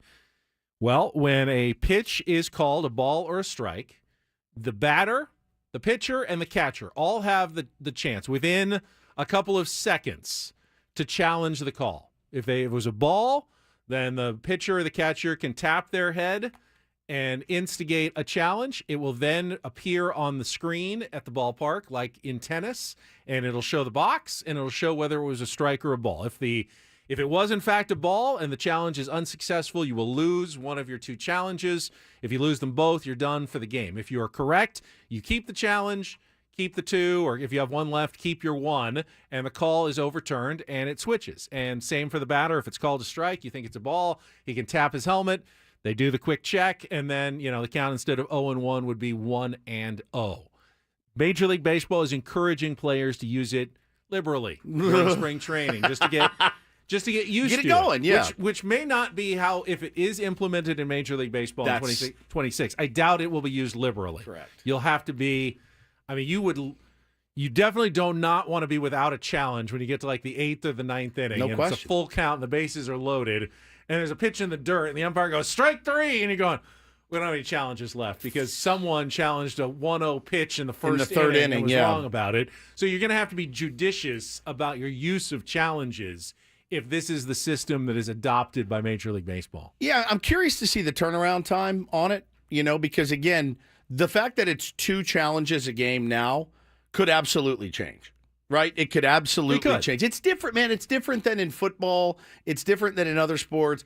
You challenge something, and I think about the National Lacrosse League, Ben, where I call games for the San Diego Seals. When Patrick Merrill reaches in his pocket and he throws that red challenge flag, I realize I've got time to go get in my car, drive down to Carl's Jr., get a burger, and come back before it's actually done. Honestly, the video setup ain't great. It takes a lot to look at. Baseball's not going to work that way. It's got to be quick. You got to be on it. Do you think 3 people is too many? Do you think it should be catcher and hitter instead of all 3? What if? The pitcher. Those are the only 3 that should have any immediate idea of whether it's right or wrong. Wouldn't the catcher and the hitter be better, one or the other? I feel like a pitcher has just as much instinctual knowledge of what is a strike or not. Some are going to be better at it than others. They're so good. I don't think the number of people challenging is going to make a difference because the challenges are fixed. The third baseman can't do it. The first baseman can't do it. It's just those 3 that are involved directly in. I will say this. The accuracy rate, the best umpires are usually about 95 to 97% accurate. The worst umpires are like 88 to 90% accurate. But that still means still very good. 5 to 10. That's still very good, but still 5 to 10% of calls are wrong, which means pretty much every inning there's a wrong call.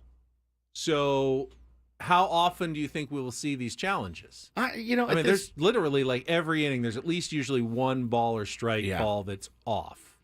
Tyler says, I could see managers telling the pitchers to leave it up to the catchers. 1,000%. Yeah. Be like, if you put your hand on your head. The pitcher's more emotionally invested. The batter's supremely emotionally invested. Because they only get the 3 or 4 at-bats a game. Yep. And you're down to like a 2-2 pitch, and it's a borderline strike 3. The instinct is going to be hard to challenge that if you're a batter. And I can get out of a strikeout, or maybe I can turn a strikeout into a walk. But with the thing this is, one. you're still okay. Let's say you turn it, you get it out of a strikeout. Guess what? You still got 2 strikes on you. You do, right? And that's not a good hitter's you count. wait until say, hey, it's got to be 3-2 if you're going to do it. And you got to be confident that you're right, But think and it's about got how to be 3-2. Bro, think about how a guy goes up, grinds out, a couple of balls, and it's 1-0. He grinds out a ball, it's 1-0. Then he gets that BS strike call. Now it's 1-1. Then he gets another BS strike call. Now it's 1-2. I should be sitting here at a minimum 2-1. 2-1, I'm ready to eat. I'm hunting something that I can do damage with. The reaction is to say on a close pitch on a 1-1 count, I don't want to be 1-2. I want to be 2-1. It's going to be really hard to tell these guys. My guess is before it's implemented on the big league level, they will practice it. Oh yeah, like they will set pitching machines like. All right, we're going to miss it by right 2 on inches. the corner. We're going to miss it by 1 inch and see how accurate players are.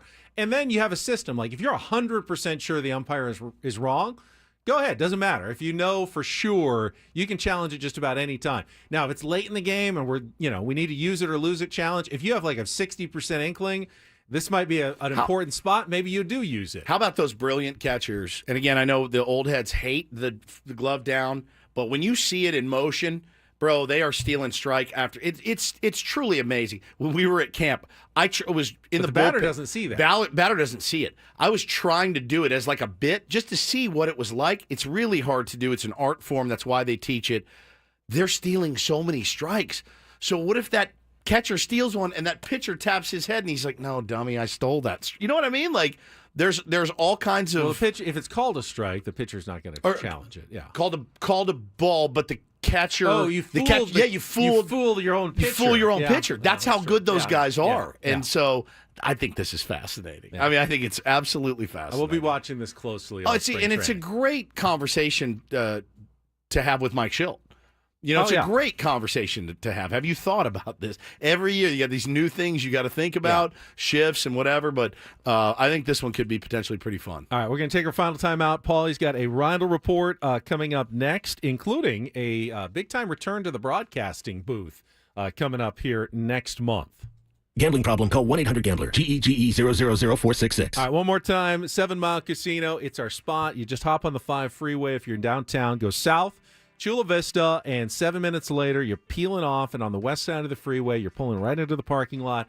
At 7 Mile Casino, you walk right in, and the tables are right in front of you. Boom. There. It's not big, but it's nice. It's upscale. It's a good spot to hang. Man, the thing is like it's perfectly sized, right? It's perfectly sized. It doesn't feel like a small, dingy card room, but it also doesn't feel like a gargantuan casino that you're going to get lost conference in. rooms Right. for the convention hall. Correct.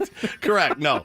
But you walk in, it's a cool place, great food, no cigarettes allowed, no smoke, no cigars, smoke-free environment. Ballroom D, and you're right yes, there at you're the right poker there. room. Yeah, no elevators, anything like that. You just walk in and play cards and have some great lunch or breakfast or dinner. These guys do it right at 7 Mile Casino. Best part, just 7 minutes from our beloved Petco Park. So next time you're in the area, it's 7 minutes away. Check it out for yourself at 7 Mile Casino.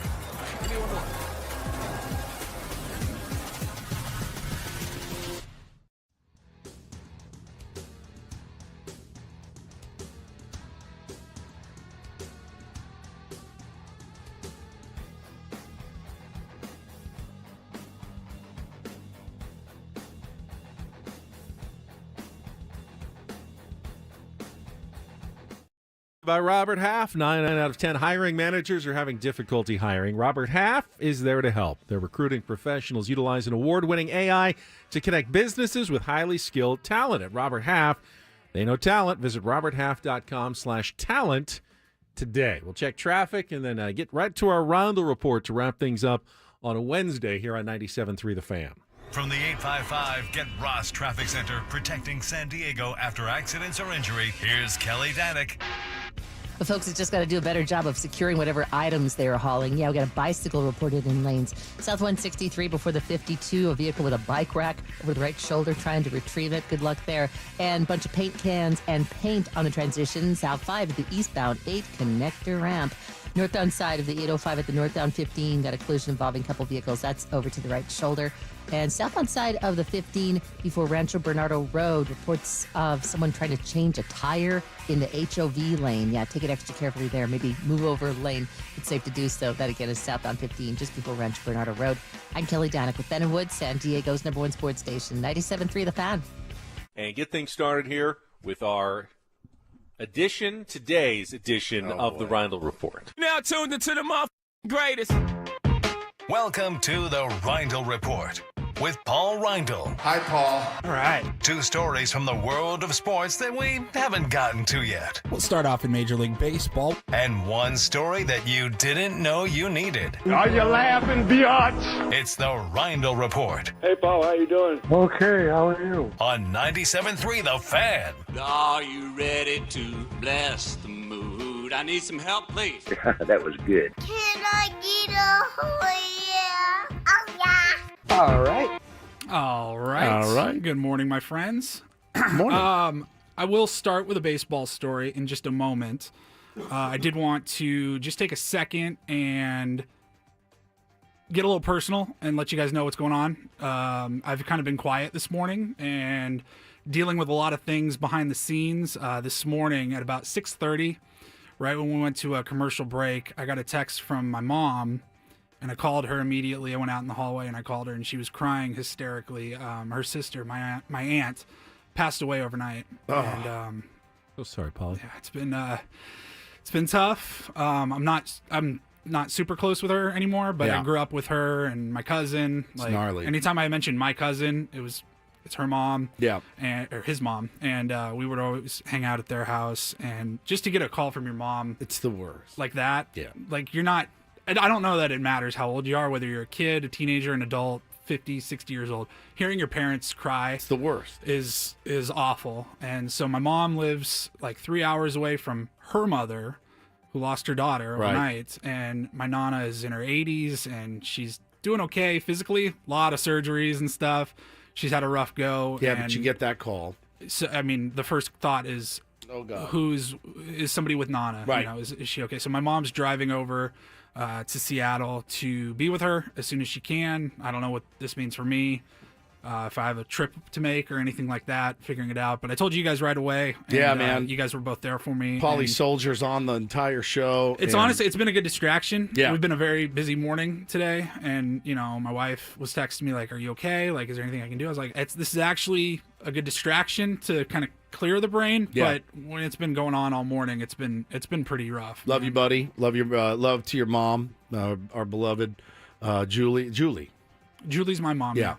Yeah. Our beloved Julie, and your Nana, of course.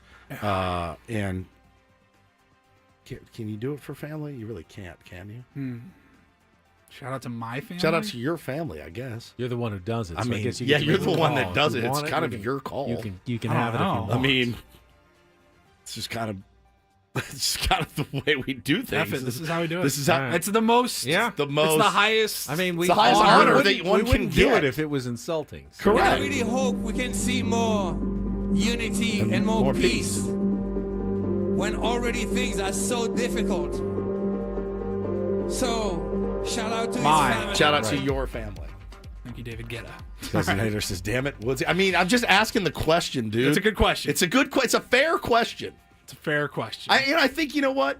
If you want to skip the Roundel report, I'm okay with that as well. He also hates the right. This is not your day to insult the Roundel report. No, this is just if Paulie's not up to it or something. No, we're good. We're good. Okay, Just wanted to letting fill him know. everybody in. All right, let's get started here in Major Idiot. League Baseball. You're an idiot. Benny teased it. Big name returning to the broadcast booth. Joe Buck Yes! is going to Yes. be calling I a was baseball excited game. about About time. Now, he called a game, I want to say last summer, the Cardinals game. They had him in the booth with Harry Carey's son, right? Oh, that's Chip- right. They did. Yeah, it was Wait, like I thought they were supposed to do it, and something Did got it not canceled. I thought they did do it. it was like the Heritage game. Yeah, it was like Chip Carey and Joe Buck, the grandsons of the legends. But that was a local broadcast. He is going to be doing a national broadcast. I've been saying for a while now, ever since Joe Buck left Fox, you haven't really heard him calling baseball. He left Fox for ESPN. He does Monday Night Football with Aikman.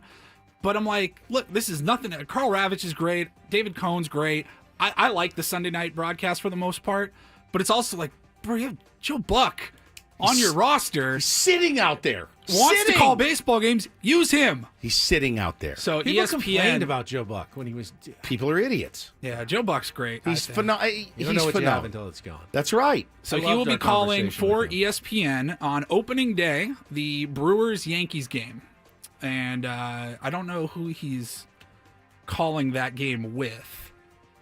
Oh, it says joining Buck in the booth will be Joe Girardi, Oh, wow. former Yankees manager, and Bill Schroeder, the lead color analyst for the Brewers. Okay. So you get a little bit of both Wow, sides both there. sides, You're going to get some Bob Uecker stories. That's a promise on yeah. that broadcast for sure. Joe Buck is look, he is elite at calling baseball. Now, elite. is this coming back like with more regularity, or is this a one-shot? A deal? one-off? I believe it's just a one-off for this year. I don't know if they're going to have any other. They got their Sunday night crew, Yeah, and that's right. kind of all that ESPN really does. I mean, they'll do a couple. They got Well, they got some- ESPN don't they have Plus some games. Wednesday night games Do sometimes? they have I don't over know. the air? I don't know. But they have their crew. You're right. Eddie, not Eddie Ortega. We love Eddie Ortega. Eduardo Perez. Yeah, It's a tough list. so there you go. Let's see. Excited about that. Did you guys? I don't know that I fully knew this whole story. Nick Castellanos, he Did he do it again? he didn't do it again. Did you know he represents himself? I had no idea. It does not surprise me even in the slightest. He was with Scott Boras. He left Scott Boras. He represents himself. He is his own agent. I love it. He was talking with reporters in front of his locker. I believe this was yesterday out at Philly spring training, and here is what he had to say about representing himself. Why'd you decide to represent yourself? You were with Scott Boras before. What went into that decision? I think that just now I probably would want the opportunity, and to say like I'm not ever going to be represented again. It's not like I'm against having an agent. I just think that where it was with Scott, I was at a point where I just wanted the opportunity to speak for myself. I have no malice towards the Boras organization at all. I texted him congrats when that Soto contract came out. He's very good at what he does, but I think that. As far as now, if anything pertains to my career, I'd rather just have that conversation with, my employer. Yeah. What does that entail now? Because obviously you're under contract. Like, what are you doing on your own behalf? Right now? Well, this offseason was like, hey, these trades came out. Is this true? Right.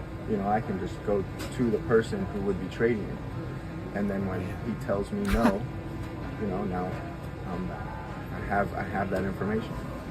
So that wasn't like. I mean, you've known Dave a long time. Was that something you might do in a previous offseason, or is that now a function of representing yourself? Well, I think that I'm just more comfortable now that I don't feel intimidated to go to anybody who is employing me to go and ask questions about about my status or well-being, right?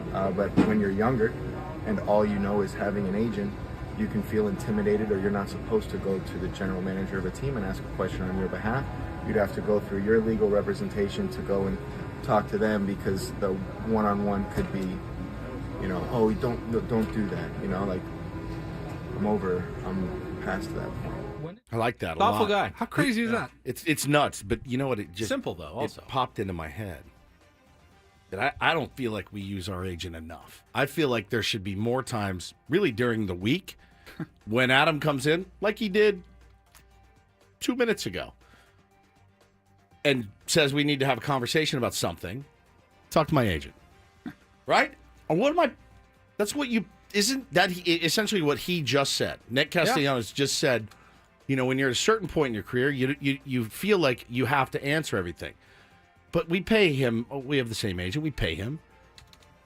Could today's phone call be a perfect example of us saying, "Yeah, great, call our agent"? I feel like Dave Rickards. But you also feel like you're just a big-headed star when you do that. Just call my agent. Talk to my agent. I don't like to be that guy who's just like, talk to my agent. But I want to be helpful. I want to be a team player. I want to be cooperative.